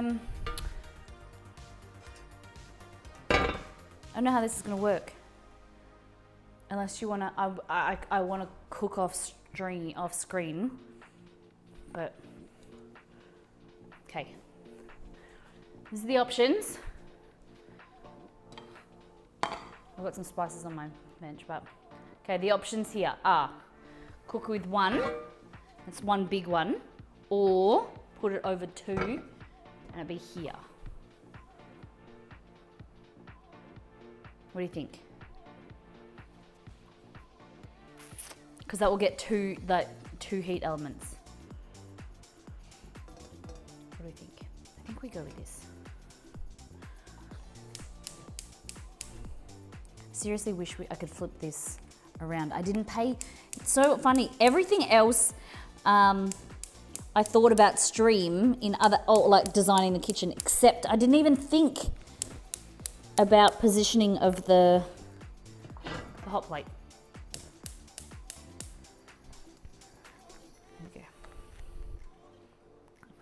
So it's going to start to warm up. And then we can still do this, like that. So we're going to heat that up while I do this and thread them. Thread them, is that what would you say? Thread the skewer? Okay, so what we're doing is we can actually go here. Okay. Oh, hello.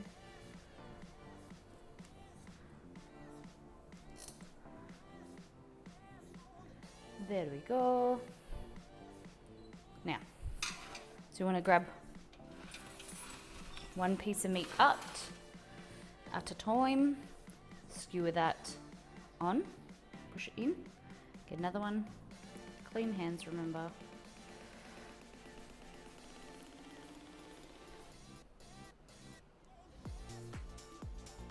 Sometimes I kind of like turn them so they looks nicer. But we're using rump. Looks amazing already. Looks good, doesn't it? Nice colors. And then I do it like maybe 1/2 to 3/4. You want some space to be able to hold onto the screw if that's your thing. I'm just gonna grab some oil, put on the cast iron plate. And grab a pastry brush. You just wanna like spread this over.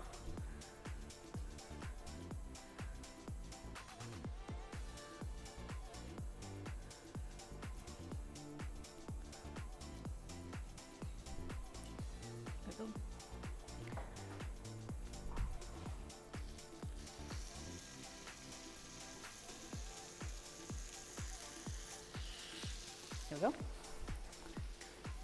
Got a little sizzle there, which is nice.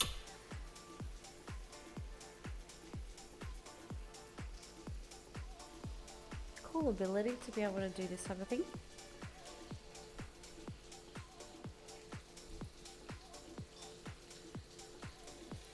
Now, like I said, you could do this with chicken if you wanted to. Different types of beef, pork would be nice, but the marinade is really versatile. We're gonna serve it with rice. I have pre-cooked the rice because I made it actually coincidentally yesterday. I needed to test the rice recipe in the pressure cooker. And so, ouch.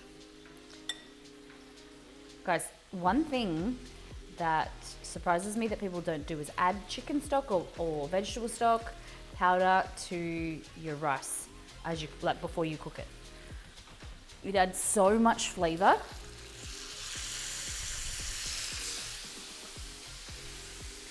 And just eating the rice on its own is delicious. I've got a new chicken stock powder that I was testing and I love it. So I'm trying to order some more. That's why I was using the Asian Grocer website. Because I want to order more.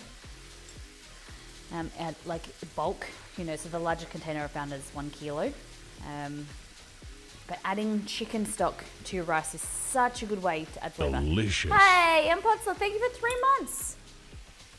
3 months. Love to have you back. Got a new sub badge. I use the skewers to roast marshmallows. Damn. Pottsler, how was your day? What's news? All right.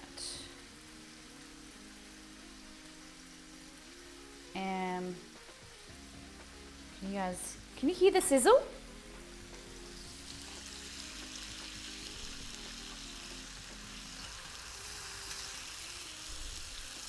I'll leave them on there a little bit longer.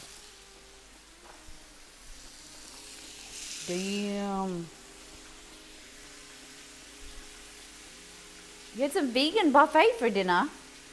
So what did that involve? It's like a good morning, good evening, it is time for your 30-second recap. We have been streaming for 2 hours and 15 minutes. We started this morning, we did all things food last time on, showed you what the community has been cooking and eating and what we did on last stream. We made some oatmeal pancakes. Let's just say that we're probably not going to go there again. It wasn't probably the best recipe. Then we showed you the buffalo chicken lasagna, and now we're making some satay beef skewers and some peanut sauce. Welcome in. All right. Skewer.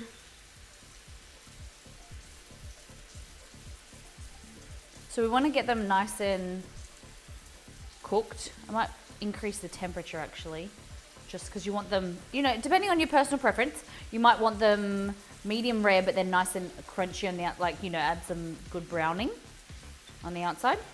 So I'm going to take these two over here with the extra sauce, and we can baste the sauce on top of the chicken over here. Look at that. Oh, just dropped the 2 skewers on the bench. Good one, Mole.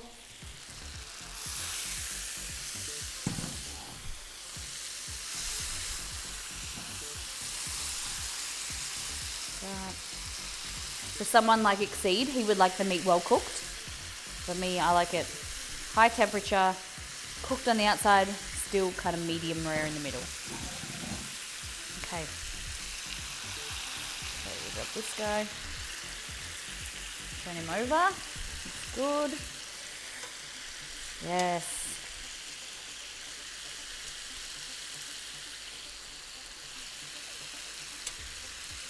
You gotta be careful not to burn yourself.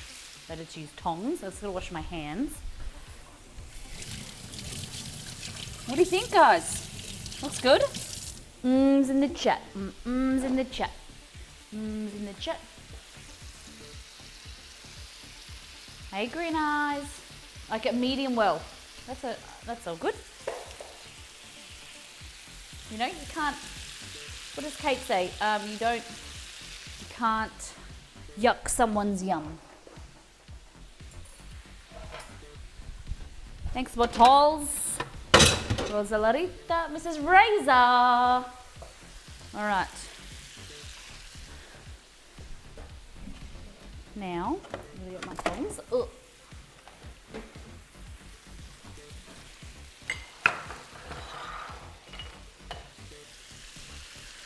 So,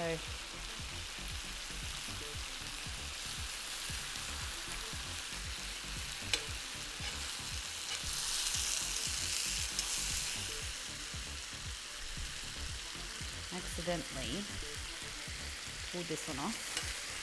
So I turn the heat up so it cooks it nicely at a high temp. Yum! Now we're going to serve these with some cucumber, some pickled onions. It's going to be good. So I've got some pickled red onions that I've made previously on stream in a jar, and some cucumber is good. Nice little, kind of like a little salad to go with our rice. You could make coconut rice as well. I don't know if we've got a coconut rice recipe on the website. Where have I put that? I have a coconut rice recipe, but I don't know if it's in First Things First or...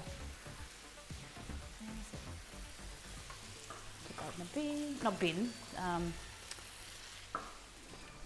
laundry. Now. No. Yeah, I've heard of loose steak before, not for me. I don't like the texture of it.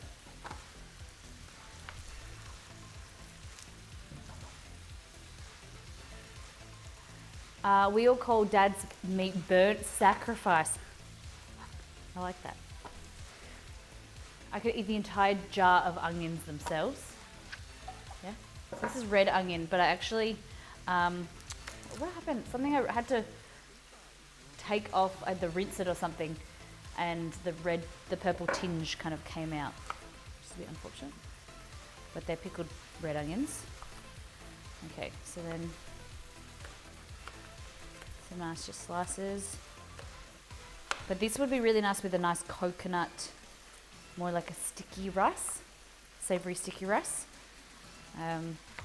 You know, Malaysia, Indonesia, Thailand.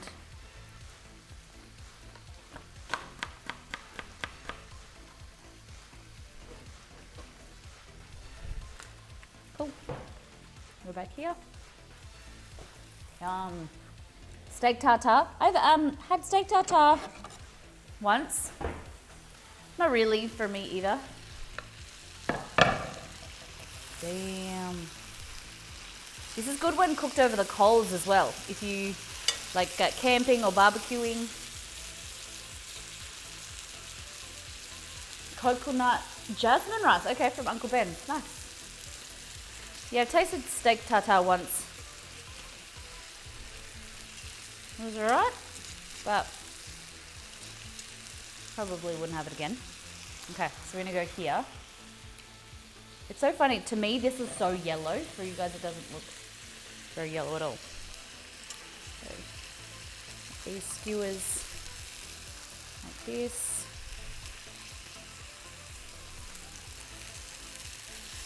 And this is a great opportunity. It's a good family size style meal because everyone can pick what they want, and then you can have meat cooked, you know, to people's personal preferences, like that. And then over here. Is there turmeric in the seasoning from meat? Yeah. So the curry powder that I created, my curry powder mix has turmeric in it. So it's given that really bold yellow color. Chicken tartare, no. It's not a thing. Oh, I keep pressing the wrong button. I have some rice here. I'm just going to microwave and fluff back up. So that was 2 cups of rice with 2.5 cups of water, 3 teaspoons of chicken stock powder, and pressurized and cooked for 4 minutes. Pressure cooker rice is so easy. I'm gonna have to start using it more and more. Look how good. So if you want, you can let this sit aside before I plate it up. I really should have. That isn't blood. Don't think it's blood. Just the contraction of the muscles, releasing the juices. Everyone just freaks out.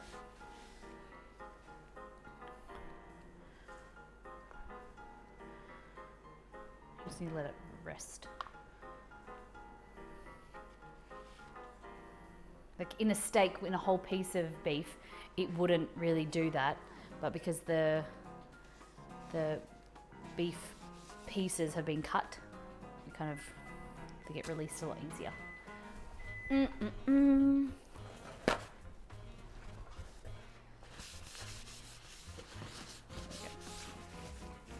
one momento.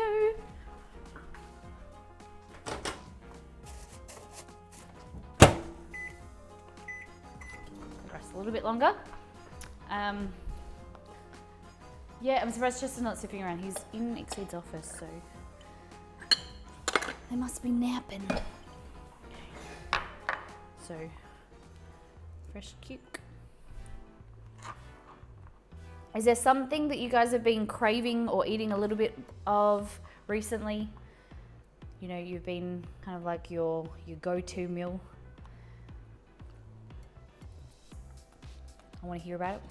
There's something you've been craving but you've never, you don't know how to make yourself. Let me know and we can figure it out together. I'm very excited to get burgers on Monday, sorry. Because it's what I've been, well, it's not like I haven't been eating burgers recently because we have like burger stream every 1 or 2 weeks. But that's your rice. But I've been really wanting the Impossible Burger again. Fluff it up. Delish. Chili cheese tots. Really? Interesting. So, just gonna add this.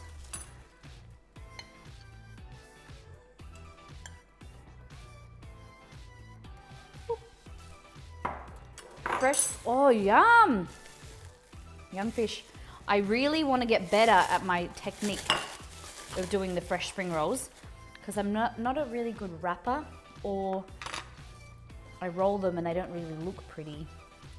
I think it's all about layering, right? Okay, so rice. Now we can go with the beef again.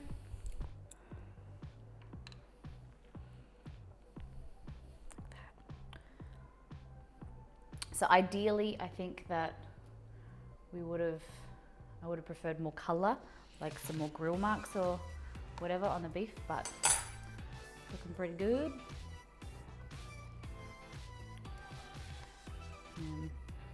I think it was just because we didn't have high enough heat.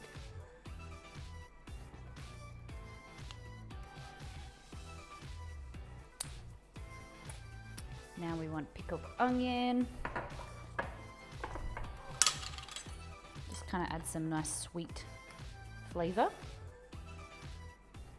contrasting to the rest of, like, just add some freshness, you know? And then you've got your satay sauce, your peanut sauce. So this can be dipping on the side, or you can drizzle it over top, whatever you prefer.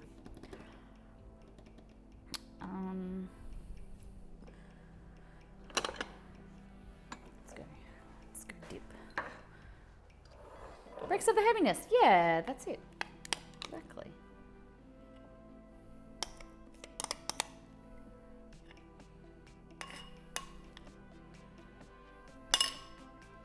What do we think?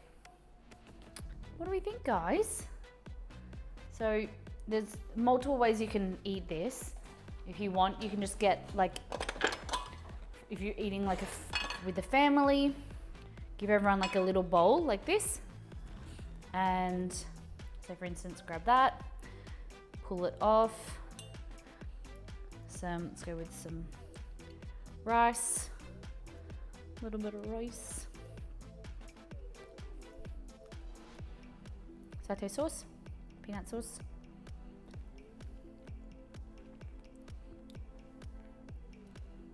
Go. I love the cutting board. Do you know this is from Kmart or Target? And I just roughed it up a little bit, and I put a stain on it. The stain is very yellow to me, so I think I might put it in the dishwasher a few times just to like dry it out and make it look more like rustic, because I bought it for food photography.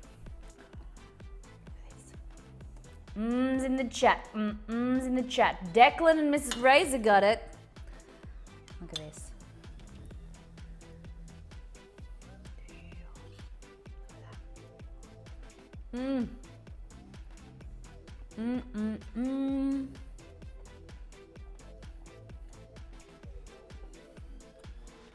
Could definitely add more. You could add more chili. I probably would. So Exceed he works full time from home. So some stream weeks you might see here on Wednesday, see at the time where the time is, there is an Exceed face. That shows you the days Exceed will be on stream. He'll be around. So like this week it's Wednesday. So next stream week it will be Monday and Friday. So they alternate weeks. So this week it's just Wednesday. Next week it will be Monday and Friday. And then the next week will be Wednesday. And the week after will be Monday and Friday. So it alternates. I thought it was always hiding behind the camera. Nope. We're aiming to one day be able to grow the community and grow this channel and stream, that we can fund us to both work on the stream and the business full time. But for now, it's just myself and Exceed. Well, I stream, and Exceed pays, our bills and things like that. So we're trying to, with merch and cookbooks and things like that, be able to create the infrastructure to be able to for us to both work on part-time, but he works full-time as well as on the stream. So it's a one-woman show. You're ready to go on board? No. We've set it up so that he'll be around, like he'll have the stream on in like a monitor or whatever if there's any issues. But a lot of it is automated, so I can control it myself. He'll set, that's why we wake up so early. We wake up 6 a.m. and then we set it up every morning, and we get all the cameras ready and whatever, so that I can use the stream deck, and a lot of it's all automated, so that when he's not around, I can still run the stream and be here. But it is both of us all the time.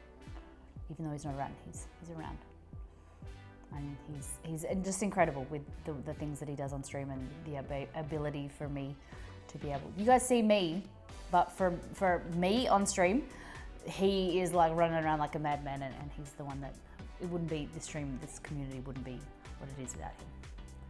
Technically, is a one-woman show unless Exceed has some news for us. Yeah, technically it's a one-woman and one-man show. Yeah, technically, you are correct. All right, so I'm gonna chase these pickled onions with, you can take, do pickled cucumber as well if you want. Yeah. Just add some fresh nut lightness.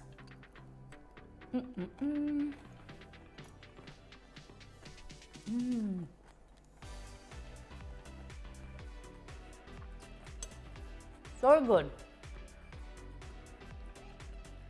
We actually don't eat a lot of beef because it's more expensive than chicken. But I love it.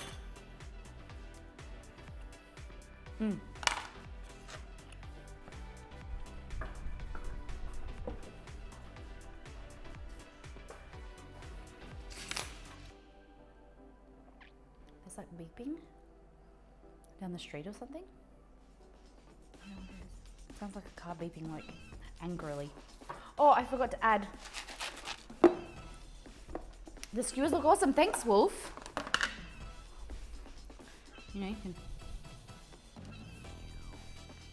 a little bit of chopped nuts, make it extra crunchy. What do you think, guys? Looks good, hey? Very, very tasty. So the recipe for this is on Recipe Tin Eats. Wolf, Roselli posted it before. Maybe we can get it popped in Discord.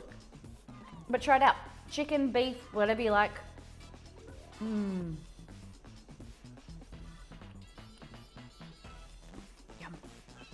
All right, we're gonna make some of these protein bowl things.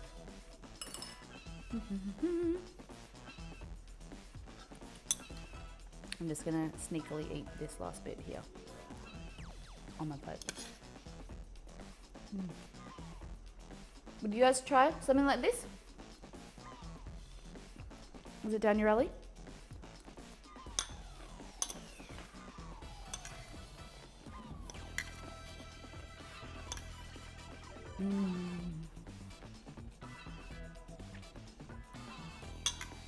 This is my lunch.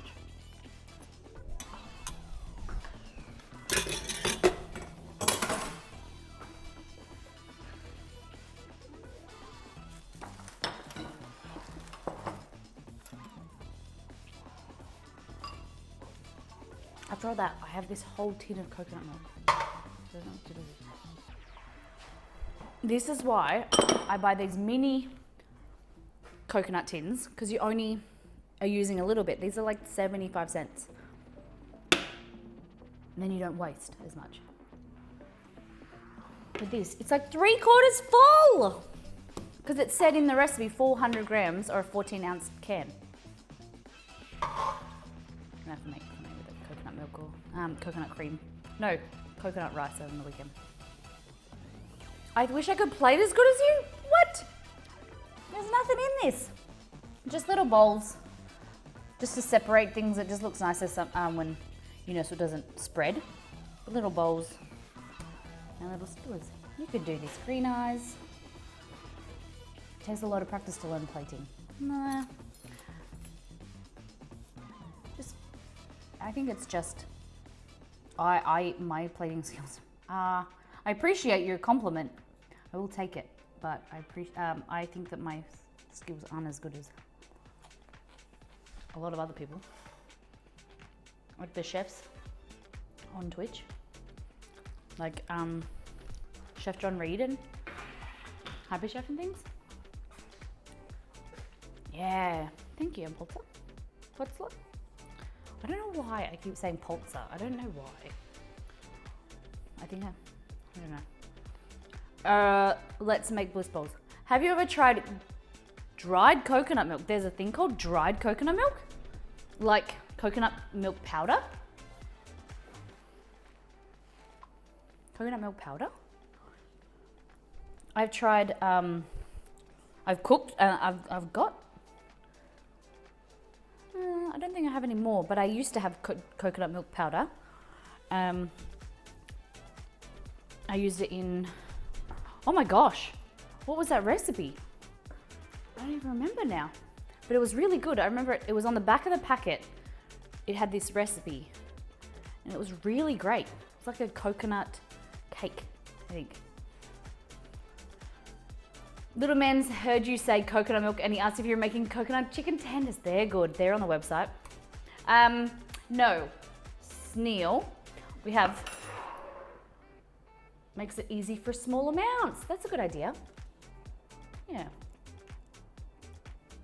I love this type of food, I eat it a lot. Fregalicious, nice.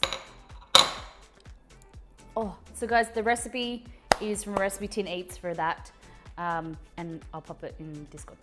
If not, maybe the mods have already because they're pretty amazing. Now, this here is a mixture of coconut with coconut milk. I might add a little bit more coconut milk, we'll see. And we're gonna create some like bounty butts. Oh my goodness. Then we're also going to be making some, covering them with chocolate. So I'm gonna show you how to make a coconut oil homemade chocolate. I'm gonna get some baking paper. And who likes bliss bowls? Like protein bowls for snacks.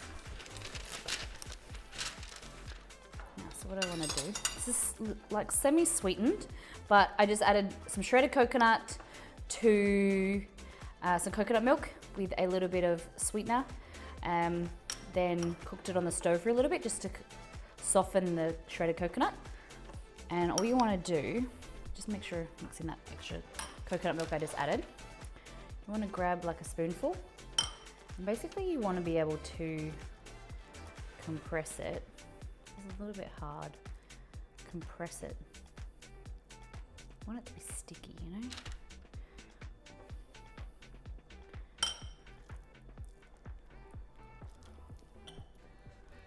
So like little balls. Probably should have kept cooking the coconut so it's even softer.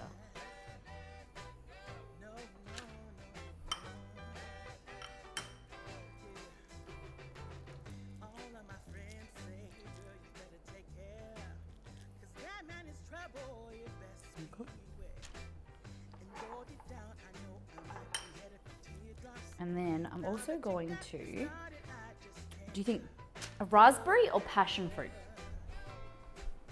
We should add to this. Because I've got dehydrated raspberry and passion fruit powder.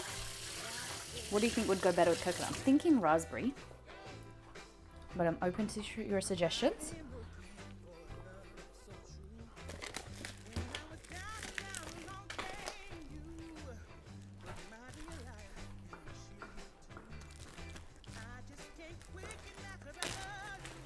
Yes, sir. Tim Rocket, when you say stuff like that, I don't know what you mean. Toasted coconut candy. Raspberry. So this is the fresh as raspberry powder. I also got passion fruit powder as well. I think we'll go raspberry. Ugh.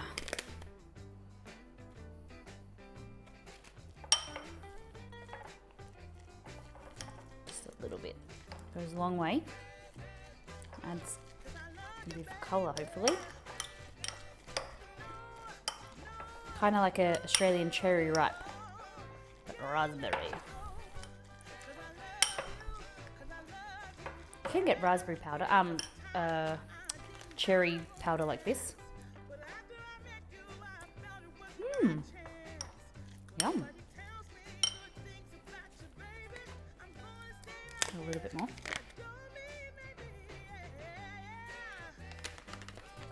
Looks like purple cabbage. Adds like a nice little sweetness and freshness.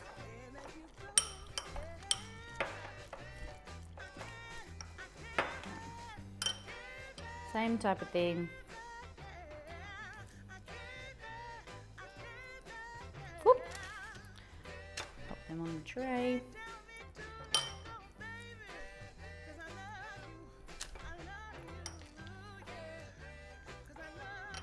And you can pop these in the freezer to help solidify them. That would be fantastic if you can. Unfortunately with the stream, it's kind of no point because they'll be in there for 2 seconds by the time I'm ready to use them. Very pink, aren't they? Very pink. Look at that. Oh, there we go. Yeah, we're gonna cover them in chocolate. Yep. So it's really annoying because the frozen fruit, all the raspberries are gone, frozen raspberries. So I haven't had them for weeks. And y'all know that is kind of the only frozen fruit that I always have is frozen raspberries. Good in oatmeal, good in nearly all cooking, cakes, lots of stuff. Are these from First Things First? They aren't. What's in First Things First? What have I been? Oh, like the coconut ruff? Do you mean Wolf?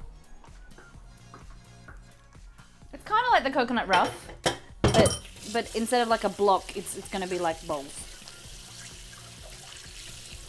Making the same idea of the chocolate. So, come into the pantry. Welcome in. Just went food shopping tonight and the shelves were empty with frozen fruit, chicken nuggets, french fries. That's the same as us, yeah. It's like a global thing, hey? Frustrating. Now, so I need coconut oil. I should have coconut oil here somewhere. Coconut oil, here we go. Rice malt syrup and cocoa powder there. I'm also gonna add.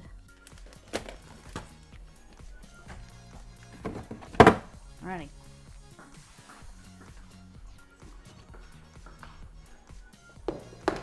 It's not that the restrictions lifted.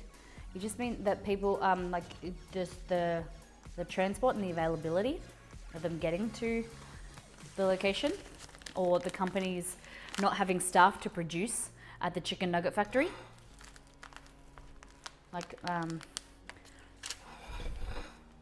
there was a Ziploc bag that these were in.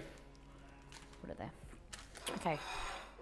So what we want to do, we're gonna melt this coconut oil.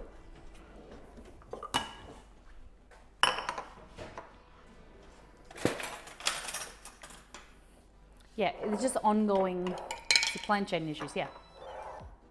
I don't think we have many of those in the USA. I would say still supply chain issues everywhere. Green Eyes is in the USA.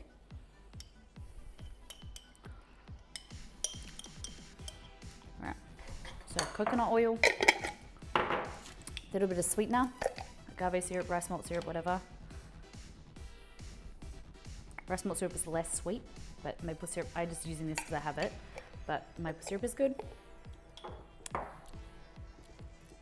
And then cocoa.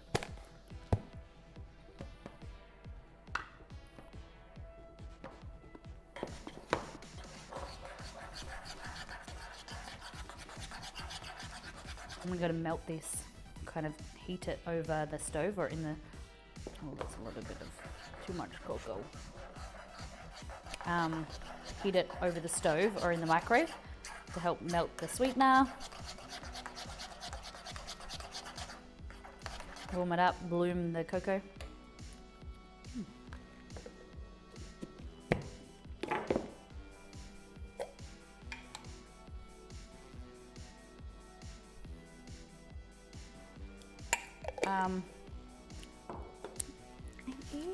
It is LD. They are good chocolate, and like it's cheaper as well, because I ran out of my bulk chocolate, so I bought some of the ones from Aldi, and I like it. I really like, there's one that I'll show you, that is dark chocolate with hazelnut, which is my favorite type of chocolate. They come in like little Mosa Roth, is that how you pronounce it? These. So it's dark chocolate with roasted hazelnuts, and they come like this.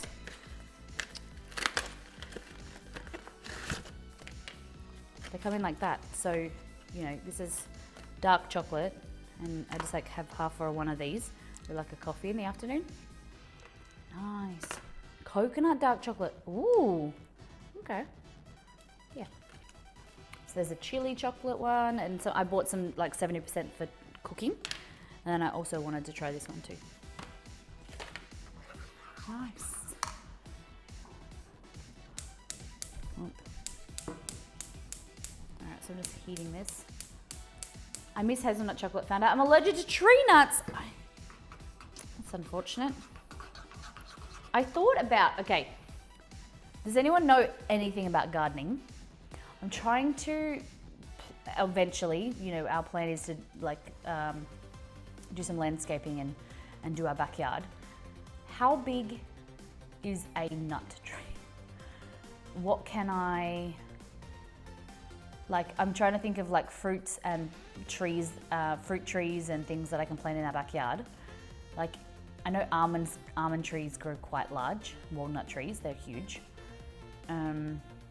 What could I create that was, what could I grow that was not too big, but I can, you know, you could get produce from. Those going into the freezer or the oven when you're done. Freezer, yep, freezer. Depends on the tree, really.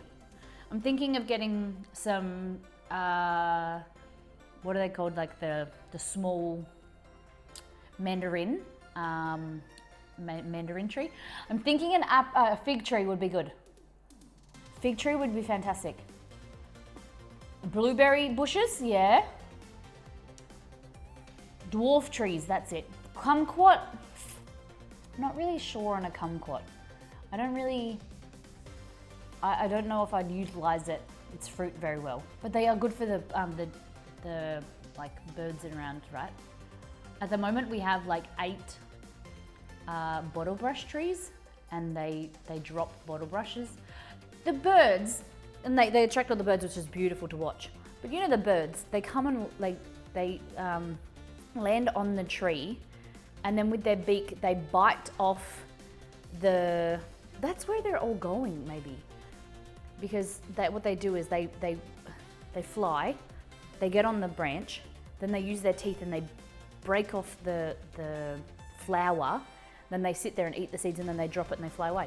I'm like, you bish, you just come and like rape and pillaging my garden, and then you're flying away. I wasn't very happy when I saw that. They had to, why do they have to break it off? Why couldn't they just sit there and eat the nuts from, or whatever, the stuff from the flower, and leave it for someone else? But he half ate it and then dropped it on the floor. Can I grow raisins on a bonsai tree? Raisins on a, I don't know if you can do that, but bonsai trees are really slow growing, aren't they? I don't know if that works like that. I have a big fig tree in our backyard. Fresh figs are amazing.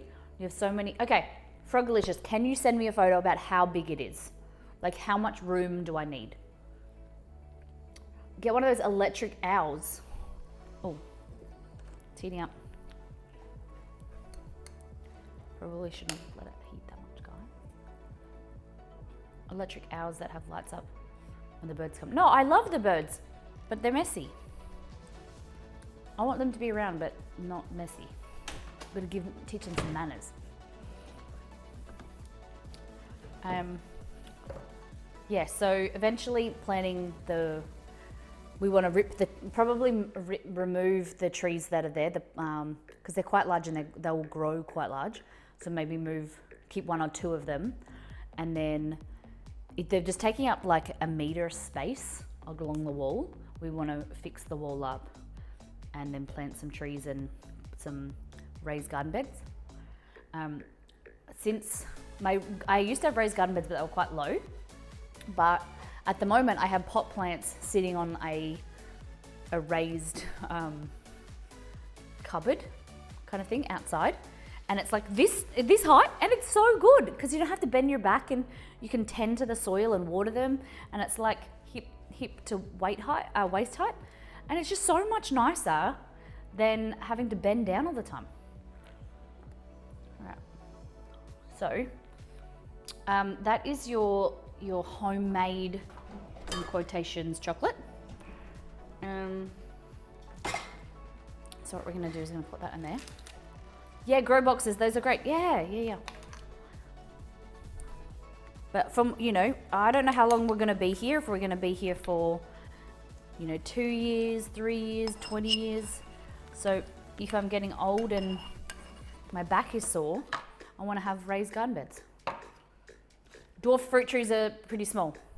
Before we moved to Melbourne, I had all of these. I had a dwarf lemon and a lime tree. I gave them to my brother and he gave them away. And they were really nice. They were growing lemons and limes. Okay, so now that's the homemade chocolate. Now we got some, I don't know how much percentage this is. 45 cocoa salt. I wouldn't say it's dark.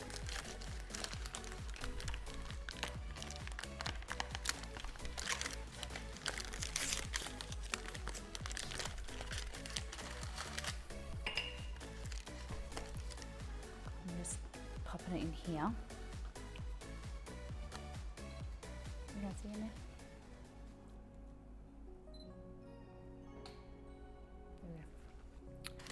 There we go. So Levy, how long are you down here for? I saw you're down for the funeral. Was that today? Oh, look, it's good though. Yum. Okay.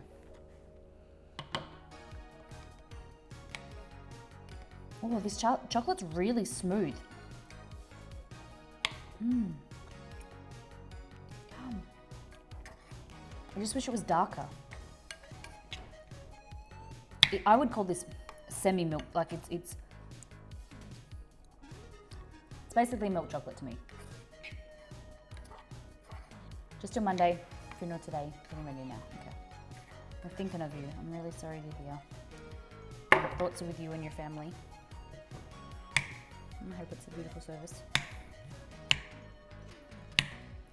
It's really shitty that funerals bring people together. Like, it was my nana's, my great-grandma's funeral a few months ago, and it was really lovely to see everyone. Like, and it's the crappy thing is that funerals are the thing that bring people together, and like, why couldn't you, like, yeah, it just, yeah, why do we wait for a sad moment or something like that to bring us together? Do you add a splash of milk to? No, this isn't, I usually add cream. You don't want to add milk because of the water content, but cream is okay if you're making a sauce. At the moment, we want this to solidify. So we're just melting our own chocolate, and then when it gets cool again, it's gonna set hard. How cool that looks. That is milk chocolate, isn't it?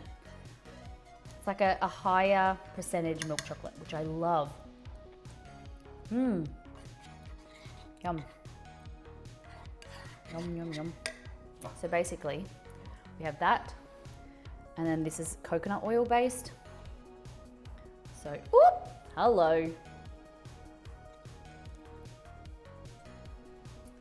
so that's your dark chocolate, and you've got your little guys here. And what you want to do,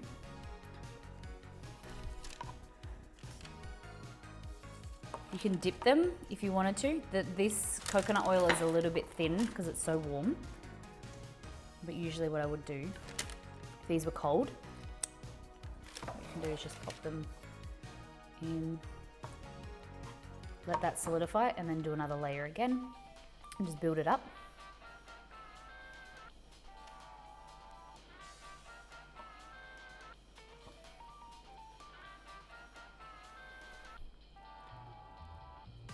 It does look more like black coffee. You are 100% correct.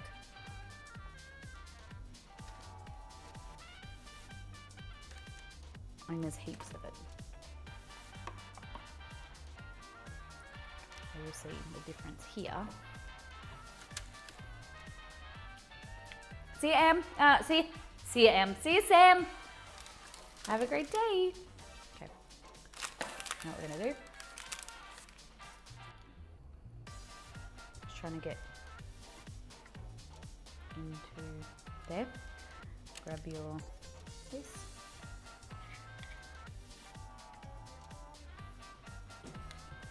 It's not completely melted, but it's fine. This is a lot thicker.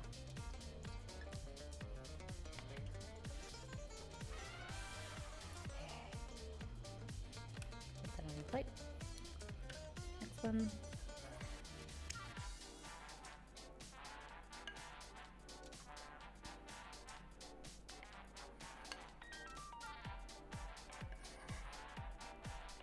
And these are like your own homemade chocolates. The more dark, like the darker chocolate you use, like the better for you. Less sugar and whatever. But these are like a nice snack, low sugar, in the afternoon. Like, so when you want to pick me up and you want a little bit of an energy boost, making something this is nice. It's better for you than, you know, other things.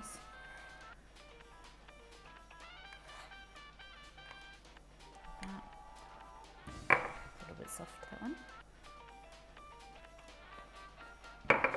Oh.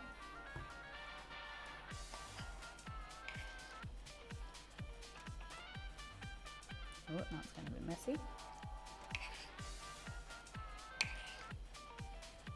Damn it.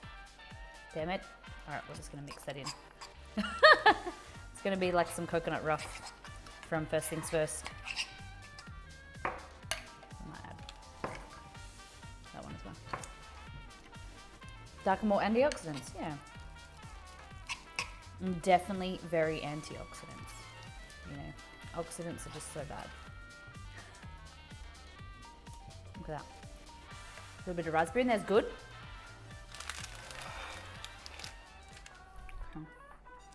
And then this will solidify and you can break it up and it's good as well. You can pop that in the freezer, break it up and be like a homemade chocolate log.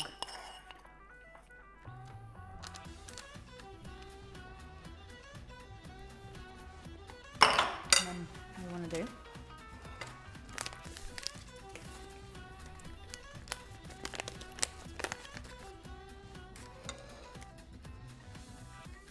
that.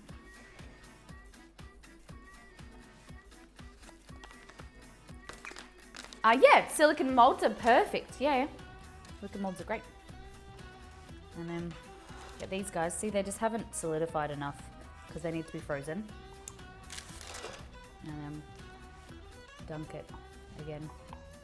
So to go over this, this is coconut oil with a bit of cocoa powder and your type of like sweetener of your choice. Maple syrup, rice malt syrup, agave, whatever you prefer. Everyone's got their different opinions on what they like. You could definitely just use cane sugar if you want, like white sugar.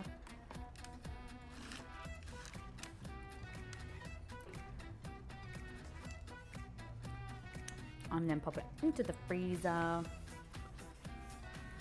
You could definitely put it in the freezer between dips as well.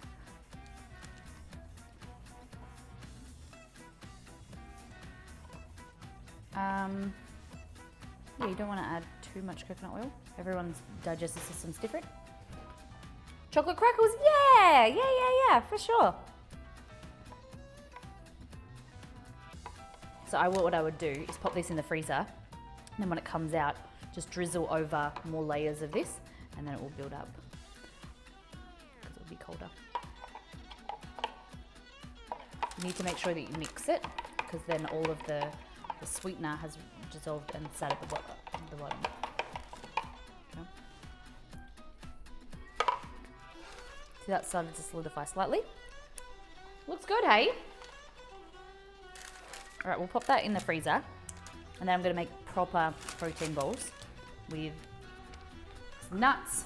You could use oats. All you need is a food processor.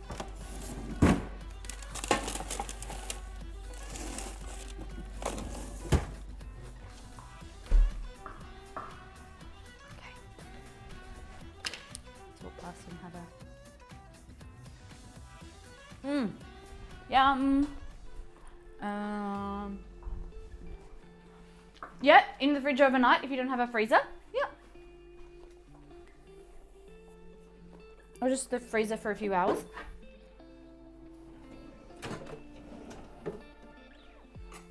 Let's come in here.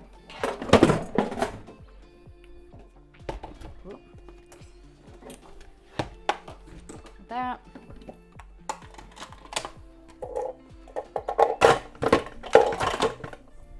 Still need to find a new bowl for my food processor because I broke the handle off. Rip.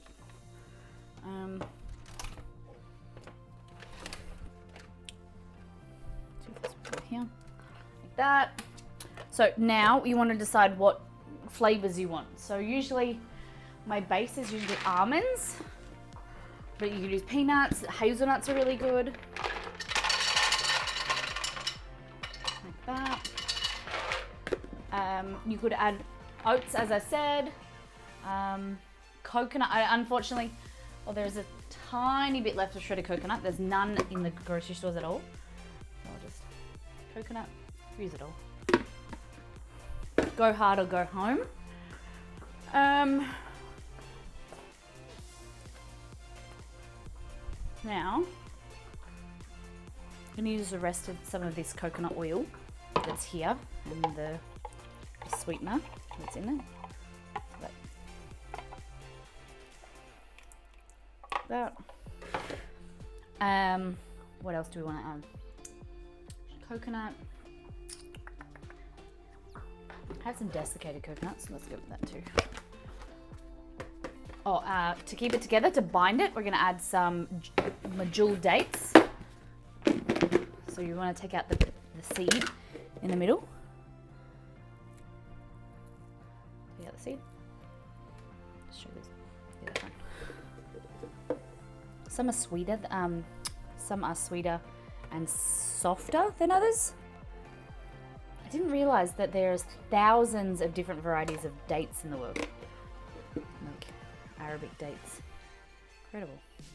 So we're gonna go with 4, see how that goes. So they're gonna add some sweet stickiness and also some sweetness.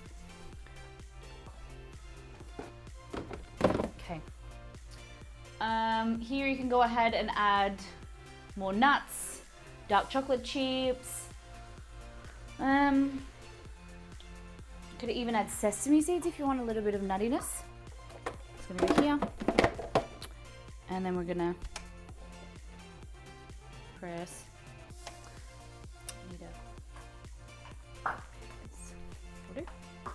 Blend this up.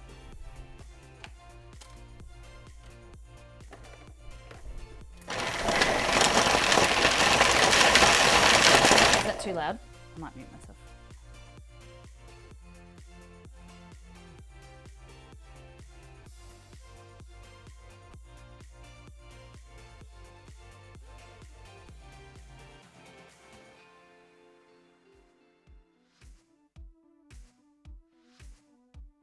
Okay, so we want it to come together so that it's sticky, right? So we might need to add more dates or you could add more coconut oil or liquid. I'm just gonna add a little bit more cocoa powder.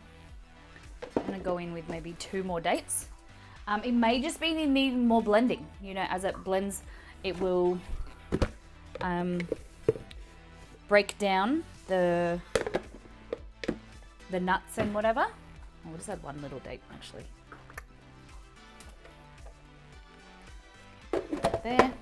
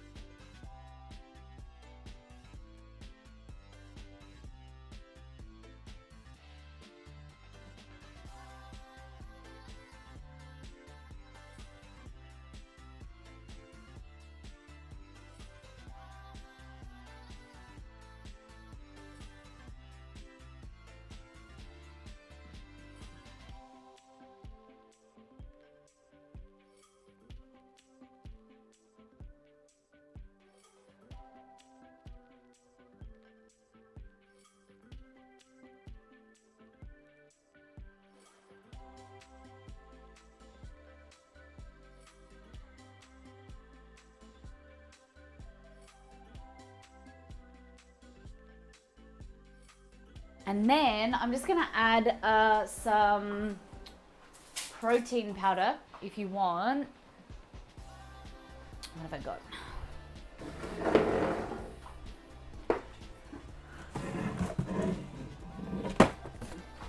So I think I have chocolate or salted caramel. Salted caramel and vanilla. So let's go with salted caramel. This. And just add just a touch of this protein powder, and this is whey protein isolate. There we go. Bang. Delicious. Delicious. Hello. Blogger Dad, welcome in. Thank you for the raid. How was the stream? We are in the, give me 2 seconds. We are in the behind the scenes. I'll come out to the kitchen. Give me 2 seconds. How was the stream? What'd you get up to? How was the shed today? All right, my food processor's broken, so.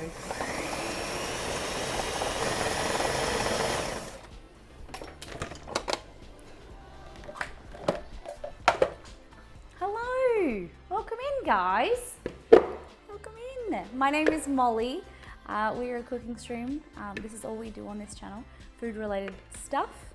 Vlogger Dad, welcome in. Thank you so much for the raid. Thank you for bringing your community over. Today we have just made some satay beef skewers with peanut sauce. We also did some oatmeal pancakes, and we had some basically homemade Bounty bars. They're in the freezer at the moment, and we're doing some protein balls. Welcome in, guys. Go and check out Blogger Dad. So Australian, right? Makers and crafting, nice. Culinary Rewind, how you doing, my love? How was your trip? Are you finished now? We painted louvers, like a renovation, like louvers as in like renovating. Emma, welcome in. Guys, so many lovely people today. So a little bit of an introduction to who we are and what we do is this.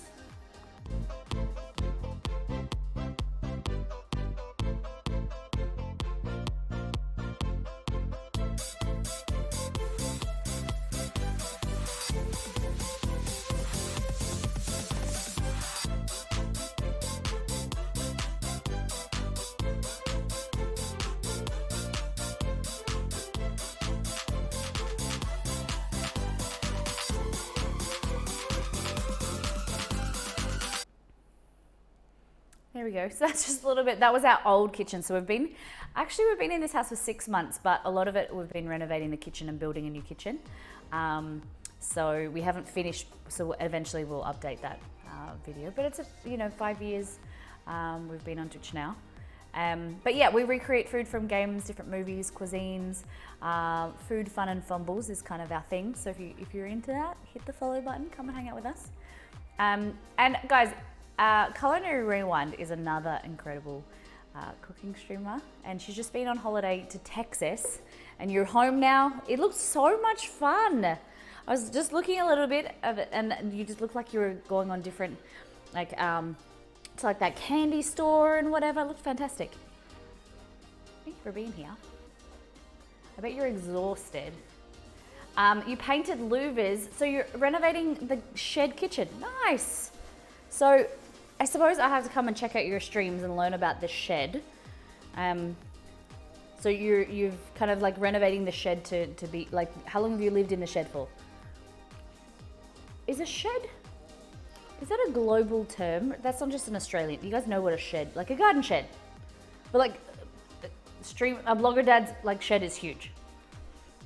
What are louvers? I don't know, Cad, I don't know if you're joking. So these here are almonds, dates, protein powder, cocoa powder, a little touch of coconut oil, some rice malt syrup, and think that's it. It's more like a barn. Yeah, barn, like a barn. She lives in a barn. There's a girl that I follow on Instagram and her recipe like blog. I forget now. I can't even think of her name. But she lives in a legit barn, like renovated, and that they built another barn, and that's their house, and then they have another one that's a studio. It's incredible. Yeah, been doing renos this last month. That's fantastic. So, preference of over a shed versus a regular house? Please, I'll have to come and check out your channel and learn all about it. Apologize for all the questions. Yeah, shutters. Okay, you never really understand Kat if he's joking or if he doesn't know or if he's making fun. Shed wins for sure. Cool.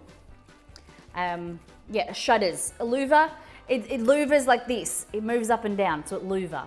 That's why it's just like a blind or a shutter. Yeah. The city picture on the green screen, is that Perth? It is Perth. Once before, I didn't know that he put this here. This is for Hearthstone. I didn't actually know that he's done that. Oh my God, these are blown up photos of food that I've made. This was the iridium gnocchi that we made for Borderlands Doom Cake. I didn't know that. I have not paid attention to this green scene. It's been updated in the last 48 hours. For those that don't know, my name is Molly and my husband and I, Exceed. He's around stream and usually on stream a few days a week. This is our city. We live now further away, more south, but someone came in once and was like, "Is that your village?" I'm like, "It's our main city. That's where we live, yes. It is small, but..." For a long time, Perth had a capped limit on the levels, like the stories and a high rise. So they were all kind of like spread out and not high, but that's an old photo. There's a lot more these days. Yeah, so we joke around and we call it our village. That's the photo. The gnocchi. Oh, we need to make them again. That was good. That was purple gnocchi. The doom cake. Was it IRL? Okay, see, here's what I don't know. It was during an IRL stream. You were literally standing in front of those buildings. Yeah. Okay. Yeah. All right. That makes more sense. We were IRL streaming from the foreshore, the South Perth foreshore, and someone was like, "Is that your village?" That makes more sense. So just rolling these out, and then I'm going to show you the bounty ones. They should be colder by now. I used to live in a renovated shed as a kid. Used to climb the cabinets and sit on the wall around the bathroom. It didn't reach the ceiling, like a 3/4 wall. Interesting.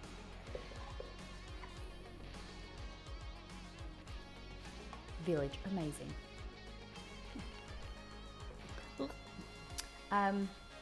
So next stream on, I haven't said to you guys, next stream, this is gonna change because I had the realization that we're doing burger show.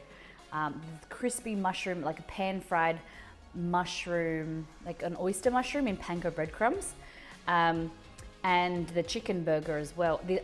Kate sent me this video of this weird technique to make fried chicken, and you all know that I love fried chicken.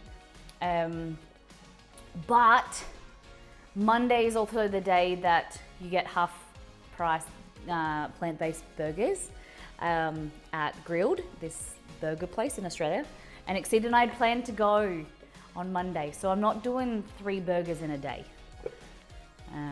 So I'm going to probably change that to Friday this time next week, because Wednesday, it needs to be a day when it Exceeds on stream. Plant-based? Yeah, the Impossible burgers are really good. We're in the end stages of creating our cookbook.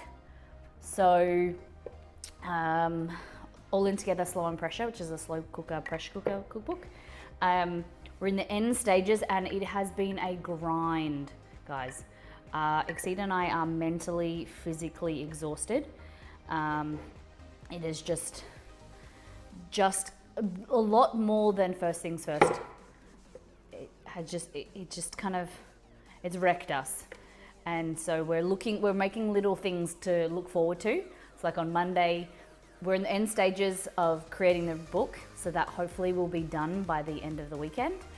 And then we just need to do final edits. We're in the end stages already, we're just doing final edits, but then we're gonna export it, get people to proofread it. And so we're creating some little things to get excited about. And we've delayed a lot of our content and ideas because we just want to get this book out and get it to you, get it in your hot little hands. We did pre-orders. And then we have a lot of ideas. Like, we haven't reached out to any companies for collaborations this year yet because we have to go fishing, all this stuff. So we're gonna take some time off. Once the book comes out, we're going to take some time off, reset, rewind, get our shit into gear again, and then get ready for a big year. It's gonna be good. Meatless Monday, let's go! See, Bulbasaur knows what's up. Okay, so these are your protein balls. So they have protein powder in there, but nuts, low sugar, good healthy fats that you can snack on.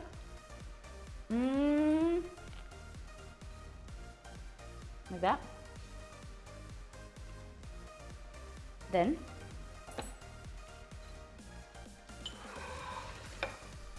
this. They look a bit sad and dry at the moment, but you can refry them or whatever. These are this recipe is from Recipe Tin Eats. It is sauteed chicken, but I use beef. Skewers with an incredible satay sauce. It's really good. Rice, made in the pressure cooker, 4 minutes, easy. Some just fresh cucumber and some pickled red onions. And then, wait for it.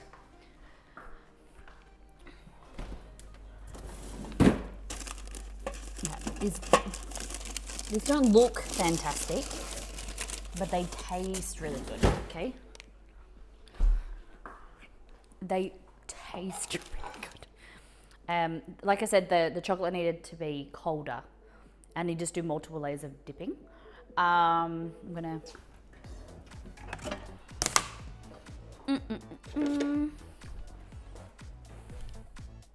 Before I show you, I'm just gonna... Oh, damn it! See, I did the right thing and I used baking paper because I was like, oh, they're gonna stick. I still bloody stuck.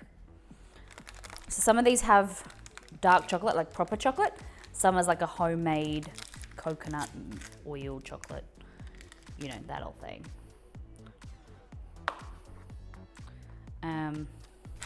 Then we've got just like a homemade Bounty bar. The coconut mixture is shredded coconut milk, a little bit of sweetener, and then some of them we've added freeze-dried raspberry powder too. They definitely need to be in the freezer for longer, but I'm impatient. I want to show you.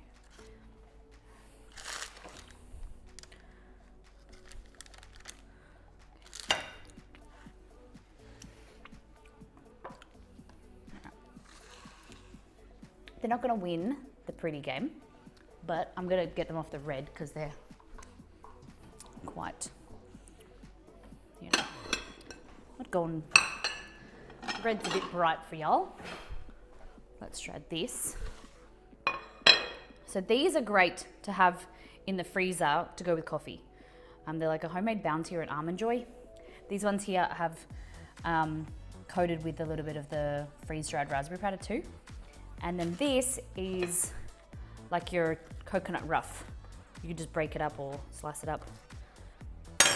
And this be, what? Hold on. There we go. Coconut, some dark chocolate, freeze-dried raspberry powder. Really yummy. Really, really yummy. Low sugar, just nice. Hey Jack, welcome in. Yes, please. That. And then this here, the homemade like coconut oil chocolate. I would, now that this is cold, I'd dip it again, pop it in the freezer, dip it again, so then it creates like it builds up a layer. But break it in half. And then that one's the raspberry powder. Hold on, I'll get you. The white looks nicer. That's raspberries. Wow! There we go. Looks nice, hey? And so it does solidify in the freezer once it gets colder. But super tasty.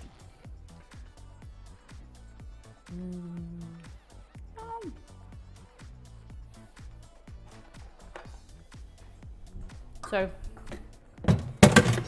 come to the realization that I don't eat regular meals. Like I'll get up on a stream day and then eat what we make on stream during stream. Then I don't eat because I'm not hungry until like 6 o'clock that night and really eat irregular meals, and it's really bad. So I started, it's really bad for your metabolism. So I'm starting to get up in the morning, eat like muesli or granola, like maybe snack on stream just like a little bit, but then eat lunch every 3 hours, having something, and just having some healthier snacks just to have fruit and whatever. I must retire and pack up. Thank you for being here and good luck with your renovations. I have to come and check out your stream, guys. Please go and check out Blogger Dad and her wonderful, even though she says Blogger Dad, she is not a dad. Check out her beautiful stream and go and check out the new shed kitchen. New kitchen looking nice. Thank you, Jack. We're getting there. A few little changes and things that we need to make, little finishing touches, but very happy with the kitchen.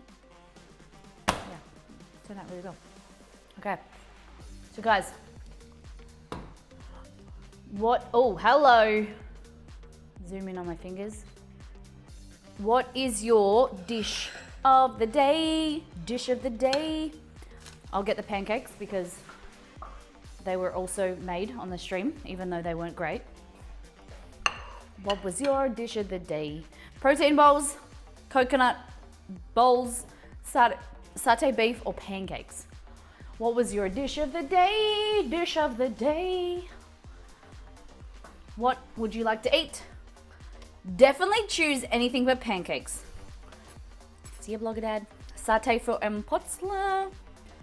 What is your dish of the day? Dish of the day.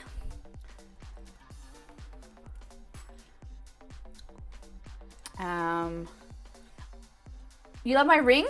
Emma, thank you very much. It is my wedding ring, engagement ring. Appreciate you.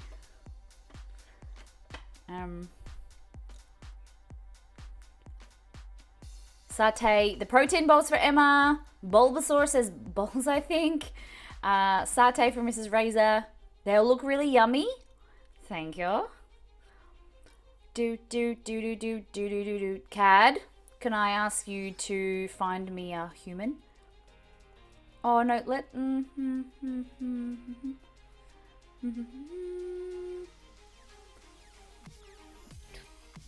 I think we should go over to Women's History Month and let's go to that one. Or who do you think? Food and drink, or what should we do? The raspberry looks really like, it looks like beetroot to me in the video, doesn't it? Reavers likes the protein bowls. Nice. Guys, if you came over in the raids today or you're new to the stream, hit the follow button. Come and hang out with us again. Where should we go, Cad?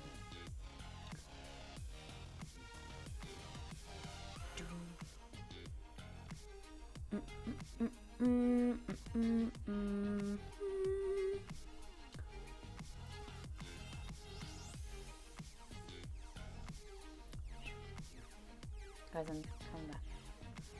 Yeah, please. Yeah, let's find a new F&D person. Oh, let's go. Look, do you know who we haven't rated in a long time?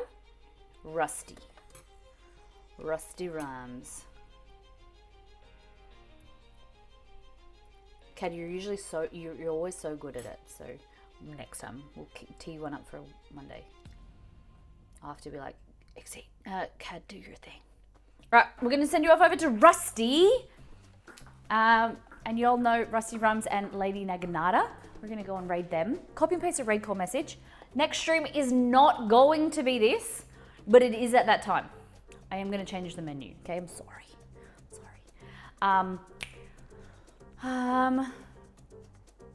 Copy and paste a raid call message. We're going to be back in 1 day and 20 hours. But if follow Instagram, join Discord.